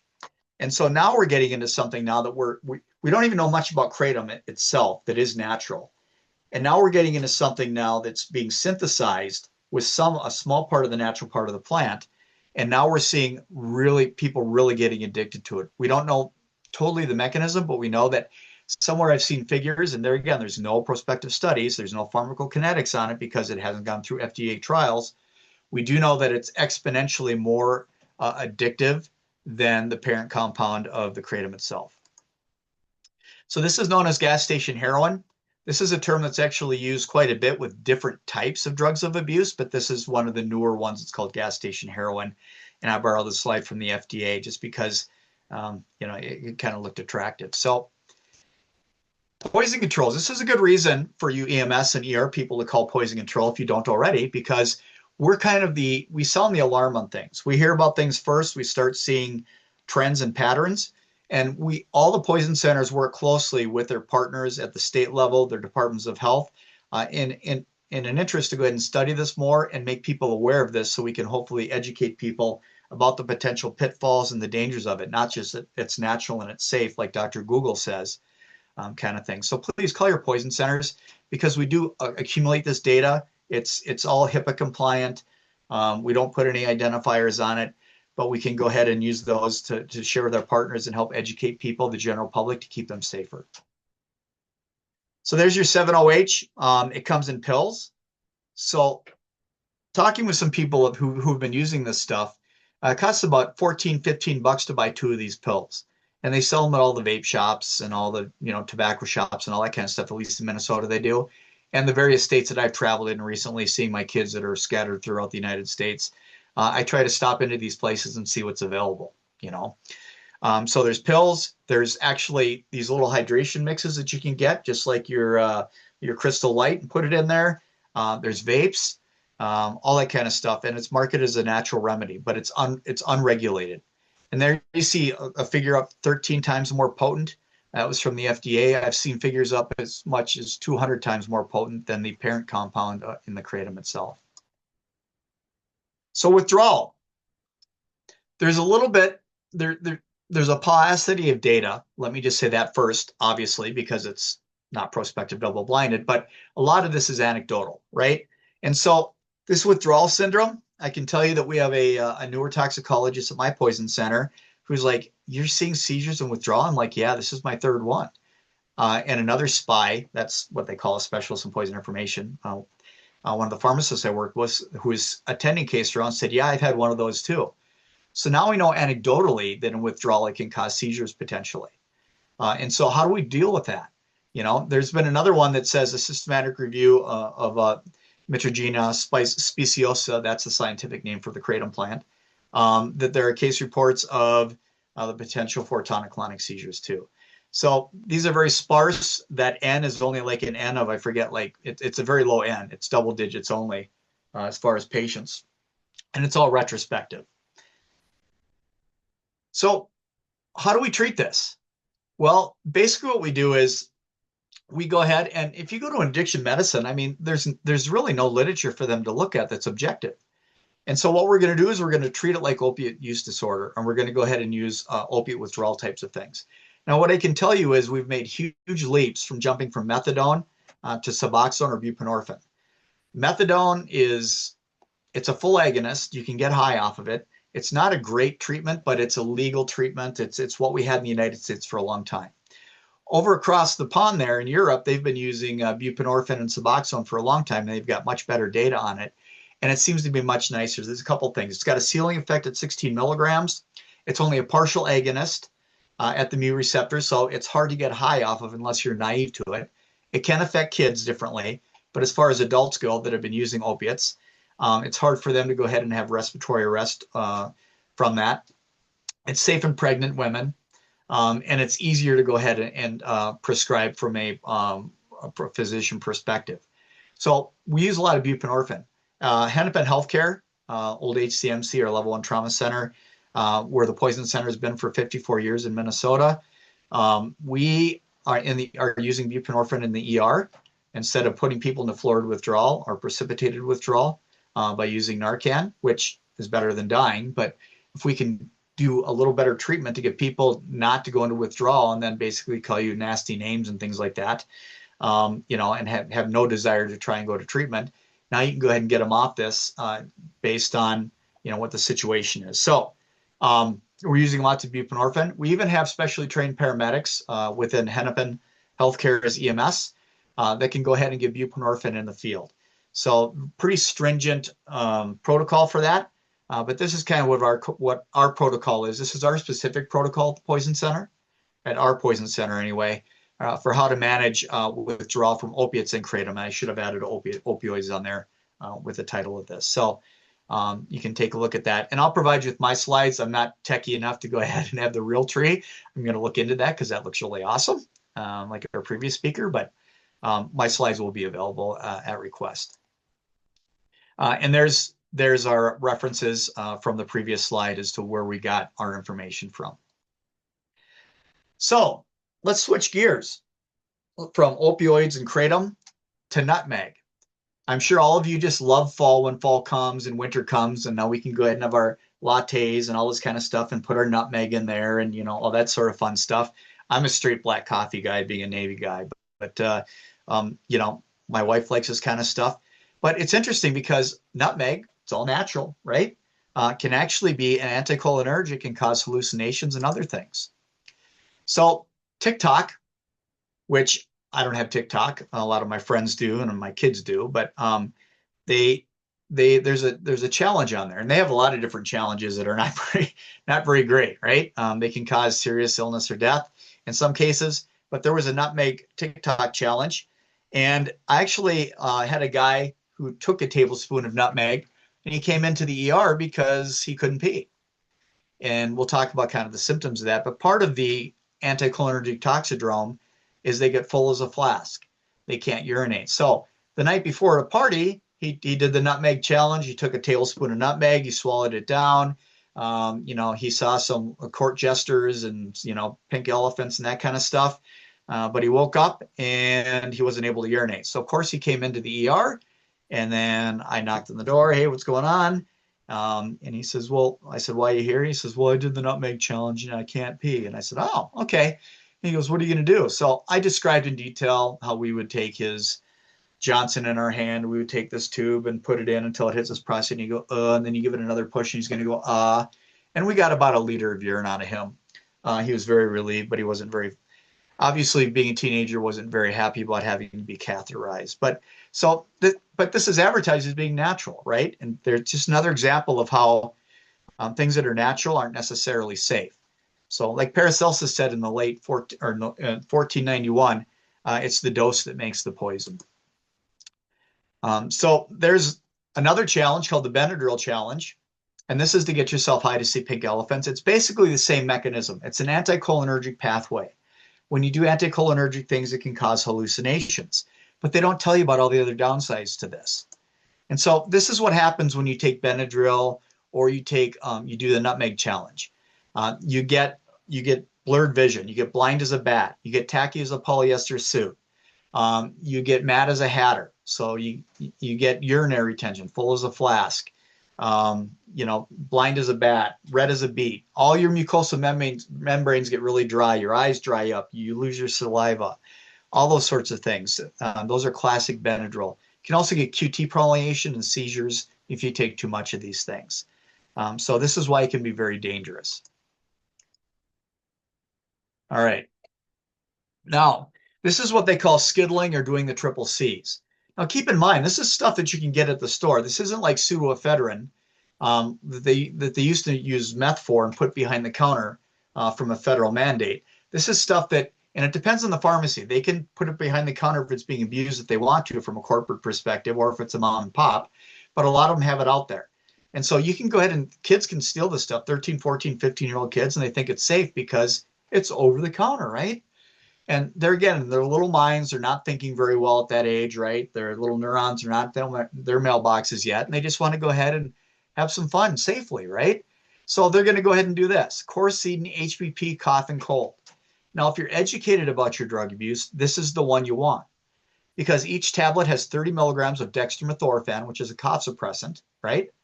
And then 4 milligrams of chlorpheniramine. Now, I can tell you from an illness perspective that taking dextromethorphan in large amounts is generally not going to cause serious morbidity and mortality. What it usually causes is kind of like alcohol. You get what we call robo-tripping courage. You start feeling a little froggy and get a little more courage, and then you come in with trauma secondary to doing too much dextromethorphan in your body. You kind of get slurred speech.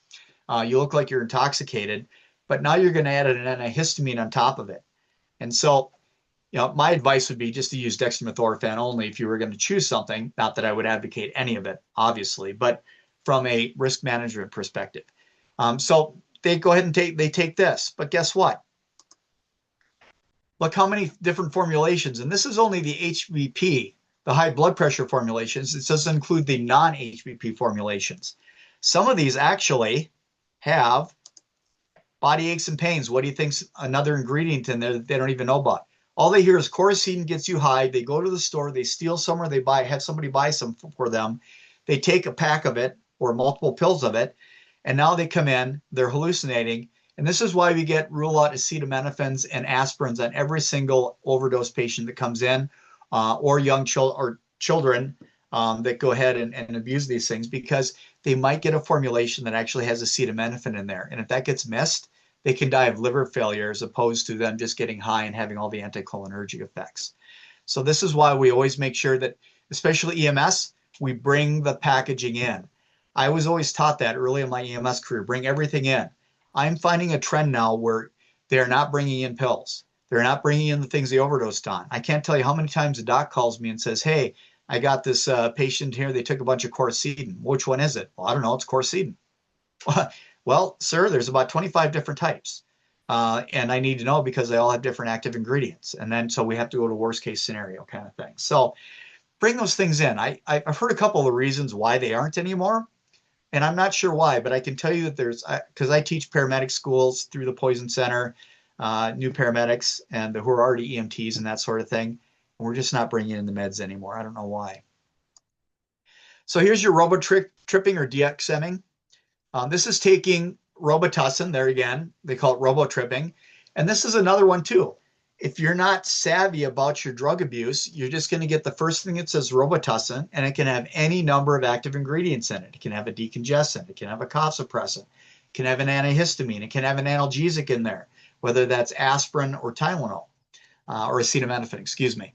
And so, you know, but if you do get the right one, they're basically going to look intoxicated if they're really getting dextromethorphan. And so they usually take about a bottle of this. They'll drink 6 to 8 ounces of this. A lot of times they'll do it right in the store. They'll just open it up if it's on the shelf. They'll drink it down quick. They'll put the cap back on, put it back on the shelf and walk out. And they basically look intoxicated for all intents and purposes. It does act on somewhat on opiate receptors, but because of the way it gets metabolized, we generally don't see respiratory depression with this. But they certainly do get altered, slurred speech, ataxia, you know, that kind of stuff. And then they usually wind up getting injured secondary to trauma by doing things that they shouldn't be doing when they're impaired, kind of like when you're on alcohol, right? So there's another thing that's out there, fentanyl-laced marijuana, myth or fact. I have been called out saying that this is a total myth because when you heat up the fentanyl in the marijuana and burn it, it degrades it to a point that it doesn't become active in your body. But then there's that other part of me that people smoke fentanyl, and that doesn't go ahead and render it ineffective. And so there again, there's not really any data on this. So I've got 2 different articles here. There again, not very factual, more opinions, quite honestly, but there's no prospective double-blinded studies on this kind of stuff. So I can tell you that I've retired from the fire service about 3 years ago, hence the beard. I haven't cut it since the day I retired. But one of my last medical calls I went on was supposedly a couple of dudes that were smoking weed, 18, 19-year-old kid. And one went down. Me and my partner responded. The one guy was down, had pinpoint pupils, wasn't breathing, did have a pulse. And I'm asking the other guy said, what were you guys doing? We're just smoking weed. I'm like, dude, BS, you know, I looked him in the eye and said, your buddy's going to die unless you tell me what you did. He goes, no, we're just smoking weed, man. We don't do nothing else. My partner looks and he kind of does the thing with his hands, Narcan, question mark. I said, yeah. So he gave him 4 milligrams. Guy woke up.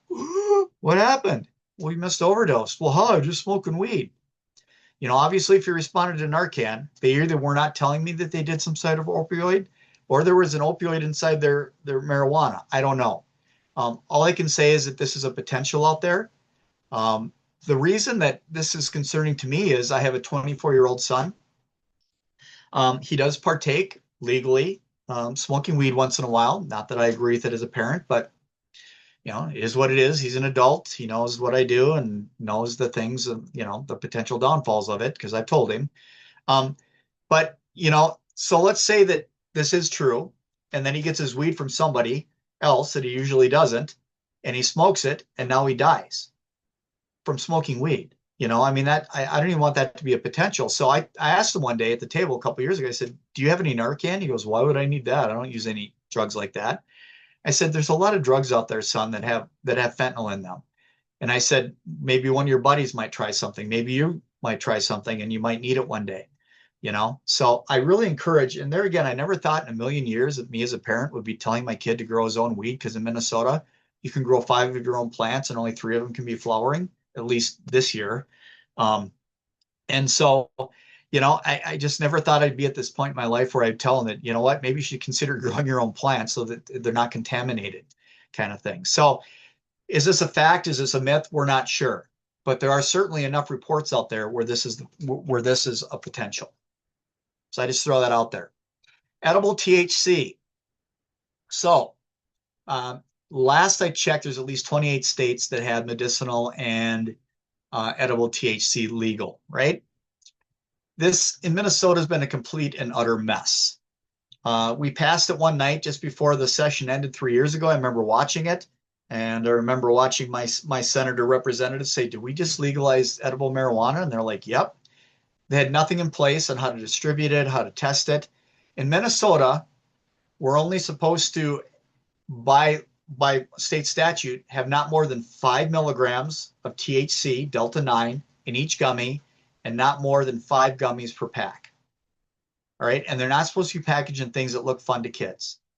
None of that's going on yet. The reason is because they do have a head of whatever our Department of Marijuana, or whatever they call it, is actually under the Department of Health. So we're fortunate in that regard in the state. So there's a little more oversight.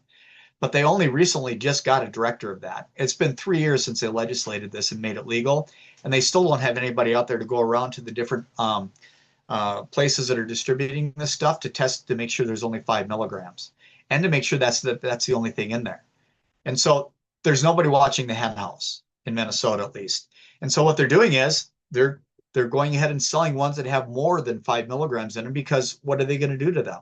There's nobody watching it. That should change if they get some inspectors out there at some point. My point is if you're a retailer and you're selling this stuff and your stuff only has 5 milligrams, but you want to get high, and people say, I'm using it for pain, I'm using it for this and that. I mean, let's face it, most people want to go ahead and feel high and relaxed, right? They're using this stuff. And so they go buy it. And if you're following 5 milligrams, you have to take multiple ones to achieve a high, and you gain a tolerance to it. Whereas if you're selling yours at 50 milligrams or something higher than that, you're probably going to go to that store and they're going to get more business. And the other thing about these is, look at these things. The gummies, they look like candy to a child. And if you do not watch this stuff like I did when I had young kids and I was growing up, my alcohol refrigerator had a lock on it, so they couldn't access it, right? Just being responsible. And I'm not getting down on states that have legalized edible THC. I mean, that's what they've decided to do in their state. What I'm saying is, everybody here, whether it's your professional role or your personal role or your friends or family who utilize these things, be responsible with them. Because if your kids eat these, we have seen serious morbidity with edible marijuana only containing THC. So that's kind of where I'm going with this. This is our third quarter in 2025. This is just our Poison Center's data only. We also represent North Dakota and South Dakota. This doesn't include them. And this is how many calls about different types of marijuana we got. And as you can see, the edibles, 102 calls in the third quarter. And that's been about on par with every other quarter so far this year, and about where we're at for fourth quarter kind of thing. And so we get a lot of calls. Now remember, the purpose of the Poison Center is 92% of the time in our state is to prevent needless emergency room visits. Now we've introduced something that now is causing children to go ahead and have effects. And there again, the way that it was marketed is just like me, you know, low concentration of the high potency stuff was 2.5 to 5%. I smoked it. I got the munchies and laughed too hard at Scooby-Doo, right? Pretty mundane in the scheme of things, you know, not a big deal. But, you know, you get up to 40% with the flower now. Remember, Paracelsus said the dose makes the poison. It's never been prospective double-blinded tested because it was Schedule 1 for so long, kind of thing. So we don't know what these higher doses are going to do, and we're finding out now on the fly. So smoking weed, you can titrate your high because it crosses your blood-brain barrier pretty quickly, right? And, you know, I knew the kids who were the stoners in high school, And basically, if they took a hit off something that had high potency and for about 10, 15 minutes, like, dude, man, the aliens are going to get me. It's like, dude, put the bong down, have some potato chips, you're going to be fine.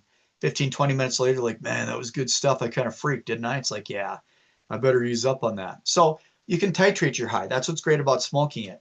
The edibles are different. There again, pharmacologically, from a pharmacokinetic perspective, it's different. When we ingest things through the oral route, right, it's got to get broken down through the liver. We swallow it. It gets into our hepatic vein. It goes into the liver. It gets metabolized. It gets metabolized, the first stop, into 11-hydroxyl THC when we ingest it.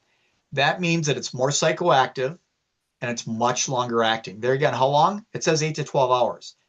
We don't have any good data because we haven't done prospective double-blinded studies. There might be some animal studies out there, but they don't equate to humans like a lot of things don't. It's kind of a rough estimate. So I've seen people be high for up to 12 to 24 hours. And kids, we've seen them up to 3 days at children's hospitals. So there again, the responses in edibles are different than in children and adults. Why is that? There again, we don't know. We don't know pharmacologically, from a pharmacokinetic or pharmacodynamic perspective, how this really actually works. What they think is because we know that we're not neurologically intact. What I thought was 23, but I just saw some new data that we're not totally neurologically developed until we're 32. That was the new stuff that I heard. I don't know how accurate that is. I didn't look at the study, but the theory is that the younger you are, the less neurologically developed you are, and somehow there's crossover with the THC affecting our neurological systems. So with adults, they get a feeling of impending doom. I've never had an adult have any serious medical problems from this. They do get high heart rate, high blood pressure because it kicks in their fight or flight, and they really just go ahead and they get paranoid. Kids, we have had kids, and we've taken their blood and tested it and their urine and found only THC in there, and had kids that have had respiratory depression where they needed to be either intubated or have supplemental oxygen or actually have respiratory arrest. Urinary retention is a newer thing that we're seeing. And also seizures and myoclonic jerking we're seeing very, very frequently in children that are getting into edibles. And of course, if there's a pile of edibles there or they're available to the child, they're going to run, they're going to put them in their mouth as quickly as they can because they know mom or dad are going to come and take away their candy, right? So there again, not getting down on the whole thing, whatever your state says it's legal. I'm just saying this is an educational thing that we need, number one, to prevent these exposures in kids because they are different and they can be dangerous. And number two, from a management perspective, whether you're EMS or a clinician, is to recognize that this can happen and this is serious. And so there again, seizures with this, we get benzos. We had a kid that was intubated for 3 days. And all that we found in their system was THC because we send out comprehensive drug. So here's a quick case report. This was pretty recent here. This is a 3-year-old female who ingested at least 3 CBD. Now CBD is not THC. This is CBD technically is non-psychogenic, right? And it's just something that's supposed to theoretically help with inflammation and maybe with seizures, all right? So this should cause no problems at all for a kid or an adult. But this was unverified. So they said it was 50 milligrams CBD. They got into 3 of these 1 hour prior to arrival at the ED. They arrived, they had a heart rate 140s, not unusual for a 3-year-old, especially if they're, going to an ER. Blood pressure is appropriate. SpO2 is appropriate on room air. They were altered and response to only painful stimuli. Okay, so we start looking at differentials, right? What else did they get into? Was there fentanyl? Blah, blah, blah. So they were still sedated, had hallucinations. They got acidotic. Why are they getting acidotic? Hypoventilation, probably. Build up a CO2. You can see it there. Initial lactate was a little bit bumped. They got transferred to a Peds healthcare facility. On day 2, their SpO2 went down to periods of 57%. They cried out intermittently while being sedated. We see this a lot. It's kind of like they're having like scary dreams or something. They kind of like have periods of like, and then they'll go back to sleep kind of thing. We recommended from the Poison Center perspective trying Narcan. They didn't seem to want to do that. I don't know why. There's no downside into it. The kid's not addicted to it. You're not going to induce withdrawal. Why not try Narcan? It's a no-brainer to me. They didn't want to do that. Became bradycardic in the 70s, but improves the stimulation, is normotensive. UDS was negative for opioids. There again, UDSs are a broad There might have been positive, might have gotten missed depending on which immunoassay your particular ER is using, but they were still acidotic. So they put them on low flow O2. The patient was now waking up, getting more agitated, verified the ETOH was negative.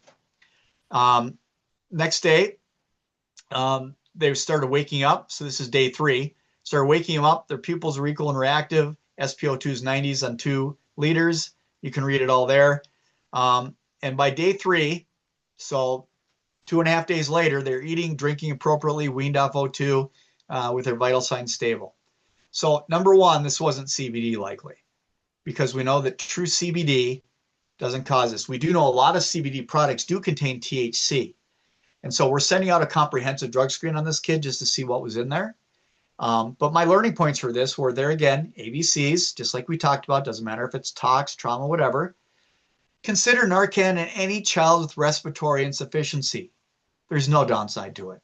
It's not going to hurt them. All they're going to do is wake up, all right? And go big or go home, kind of thing.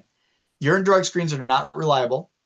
Lots of good literature on that because they miss a lot of stuff. Comprehensive drug screens are, but they can still go ahead and miss things that are analogs of other things. So, and they're also send-outs for most things. So they're not going to be a clinical use because they're going to come back days later, but it might help with if they get CPS involved, which is not my deal, but from a legal perspective, it might be necessary. So we usually recommend that they get a comprehensive send-out. And then call your poison center, all right? We can start thinking about other things and lending what our experience is, even though because there's not a lot of data. So everybody should have Narcan.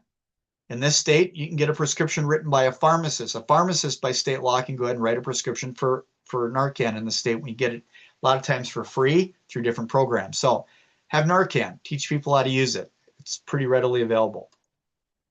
Call your regional poison center. We can take the fear out of poisonings and overdoses, especially in children, especially for EMS on the scene. I worked in fire rescue for 2 years before I got in the poison center. I didn't know the poison center existed. I don't know how many years I took off my life by stressing over kids that drank bleach and getting into stuff that I didn't understand and how it worked and thought they were going to die when really they're going to be fine. So call your poison center. That's your number there. That's the good number anywhere in the United States. And with that, thank you so much. EMSC, no matter what state you're in, is an excellent resource. All kinds of wonderful tools on their websites. Please utilize them, support them. And with that, thank you very much. And there's my email right there. And with that, I'd be happy to go ahead and take questions, whether it's Mike or me or whoever. So thank you so much. I appreciate it and have a great holidays. Kirk, thank you so much. That was great, as always. We do have a couple questions here. Let's see. What are you seeing most often when it comes to street drugs that are being cut with something else? Probably fentanyl. Fentanyl. And the M30s, those 30, the pills that are pressed that are supposed to be 30 milligrams of oxycodone. We're seeing a lot of the blues are what they call perk 30s. At least in our state, and that's very regional. So, does poison control assist with cases where animals ingest something or only human exposures?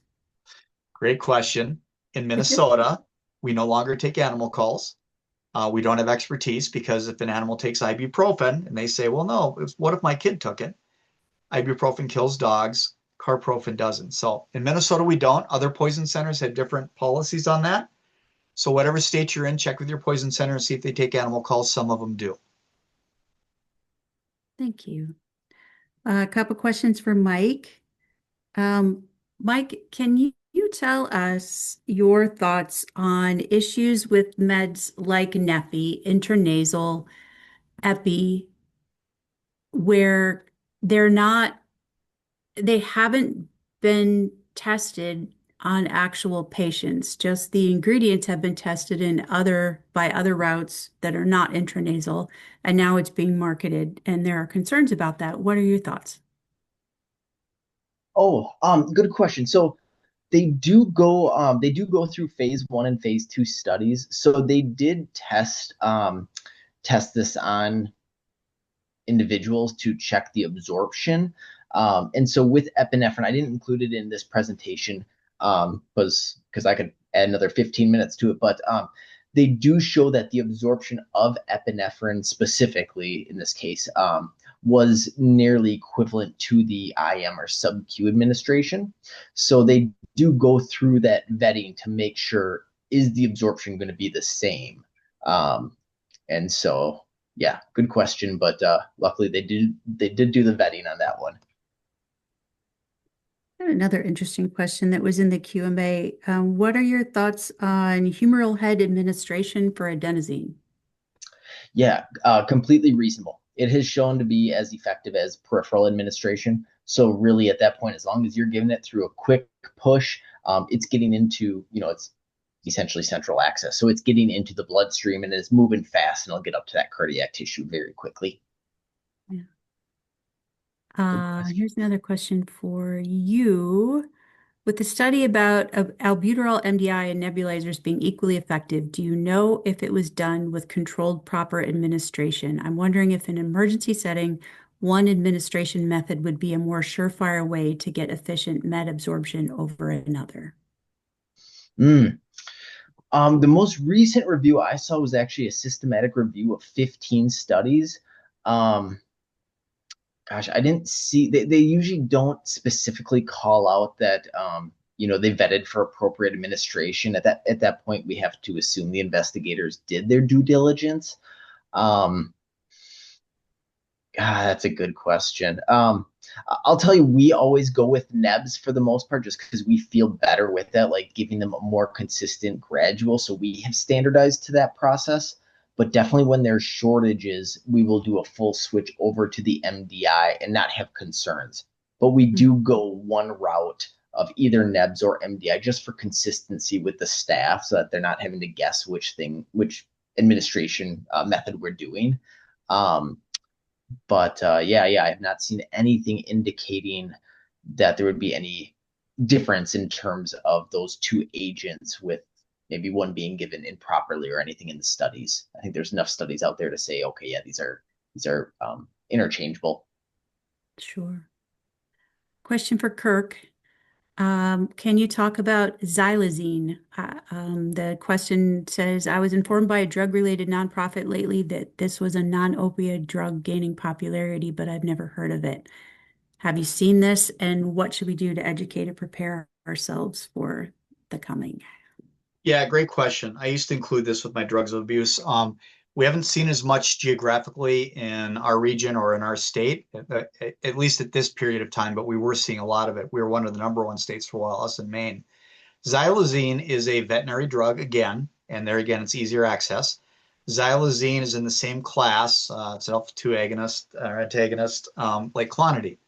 And so what's interesting is, so you think you're taking your opiate, but it's got a clonidine-like substance in it. So you're going to see pinpoint pupils, just like you would. It's a little bit of a mimic that way. But with clonidine overdoses, what we typically see is you see bradycardia, hypotension, and it lasts much longer than you would expect opiate effects.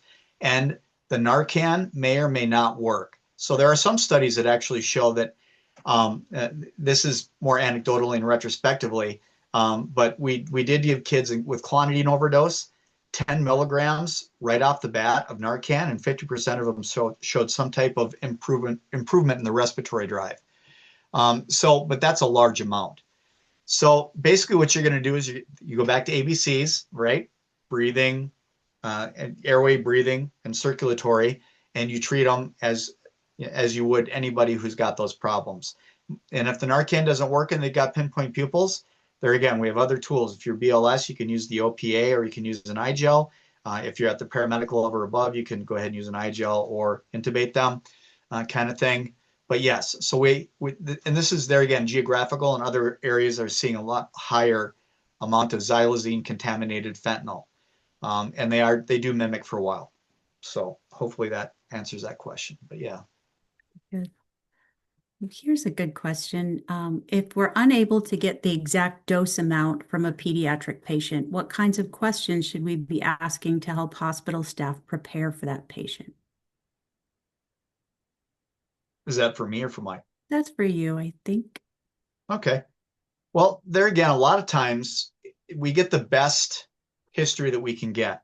And this is the strength of the poison centers. If you're on scene and you call us, sometimes they're more, instead of outside of your sample histories and that sort of thing that you get, we like to ask really weird questions that can really help us, because a third of the time when that patient goes to the hospital, at least a third of the time in Minnesota, we're going to hear about them anyway. They're going to consult us. And so we can go ahead and start asking questions on the scene. So I would say that it really varies. But if you call the Poison Center, we can help depending on what the situation is as to, have they had problems in the past? What medications are they currently on? That sort of thing. So. Mhm. Another for you. Are there medications or household substances that can be fatal even in very small amounts for children? Imodium AD. Mm. So that's your loperamide. So that's your antidiarrheal. There are retrospective case reports of children having respiratory insufficiency, and the younger they are, like 2 and below, where either 1 or 2 pills can cause that. That makes sense, right? Because we have a bunch of different type of opiate receptors in our body, and typically, what that does is it operates on the receptors, the opiate receptors in our gut, and that slows gut motility, because that's what we know. People that are on chronic opioid therapy have constipation problems. That's how it acts. Actually, loperamide used to be a Schedule 5 back in 1977, but they descheduled it in 1980, the FDA did. And so out of all the things in the home that I get concerned about, the loperamide is the one that I get concerned about in children, and it will reverse with Narcan. Mm. One more question, and it's for each of you. Let's start with Mike. If our audience remembers one thing from your presentation today, what would you like it to be? Use your references. Rely on those references and know where to find them quickly, so that you're not having to rely on memory, because in that chaotic scene, there's so many things going through your mind. The adrenaline's pumping. It's so important to be able to know right where those references are, so that you don't have to rely on memory. Yes. How about you, Kirk? Treat the patient, not the poison. I like it. I like it very much. Okay, we're out of time tonight. Thank you so much, Mike, and thank you so much, Kirk. That was really great and educational and spirited discussion, and we appreciate all of that. And we thank you for your time. We thank you for our attendees for being here with us. A couple of reminders before you go. Please be sure to complete the evaluation to get your continuing ed credit, and we thank you so much for your candid feedback. Results are anonymous, so we don't know who said it, but we always love to hear your honest responses. Your certificate should be available immediately after you submit that evaluation. And please remember that attendance doesn't automatically grant credit. To get your credit and print your certificate, follow the course instructions on the Children's Minnesota site after you record your attendance and complete your evaluation. This must be done within 30 days from today. You will forfeit your credit after that time if you do not complete those tasks. All the courses will stay in pending activities until you've completed the evaluation and claimed your credit. Individual certificates can be found in completed activities in that section by clicking on the download button shown in the table for each activity. And if your EMS provider is watching in a group, be sure and get those rosters emailed to your EMS manager of your state by end of the day, 48 hours from today. Please feel free to reach out to your state EMSC program manager with any questions or concerns. As always, we thank you all for what you do for kids. We thank you for pursuing education so you can serve them better. And we thank you for sharing your time with us tonight. Stay safe, take care of each other, and good night.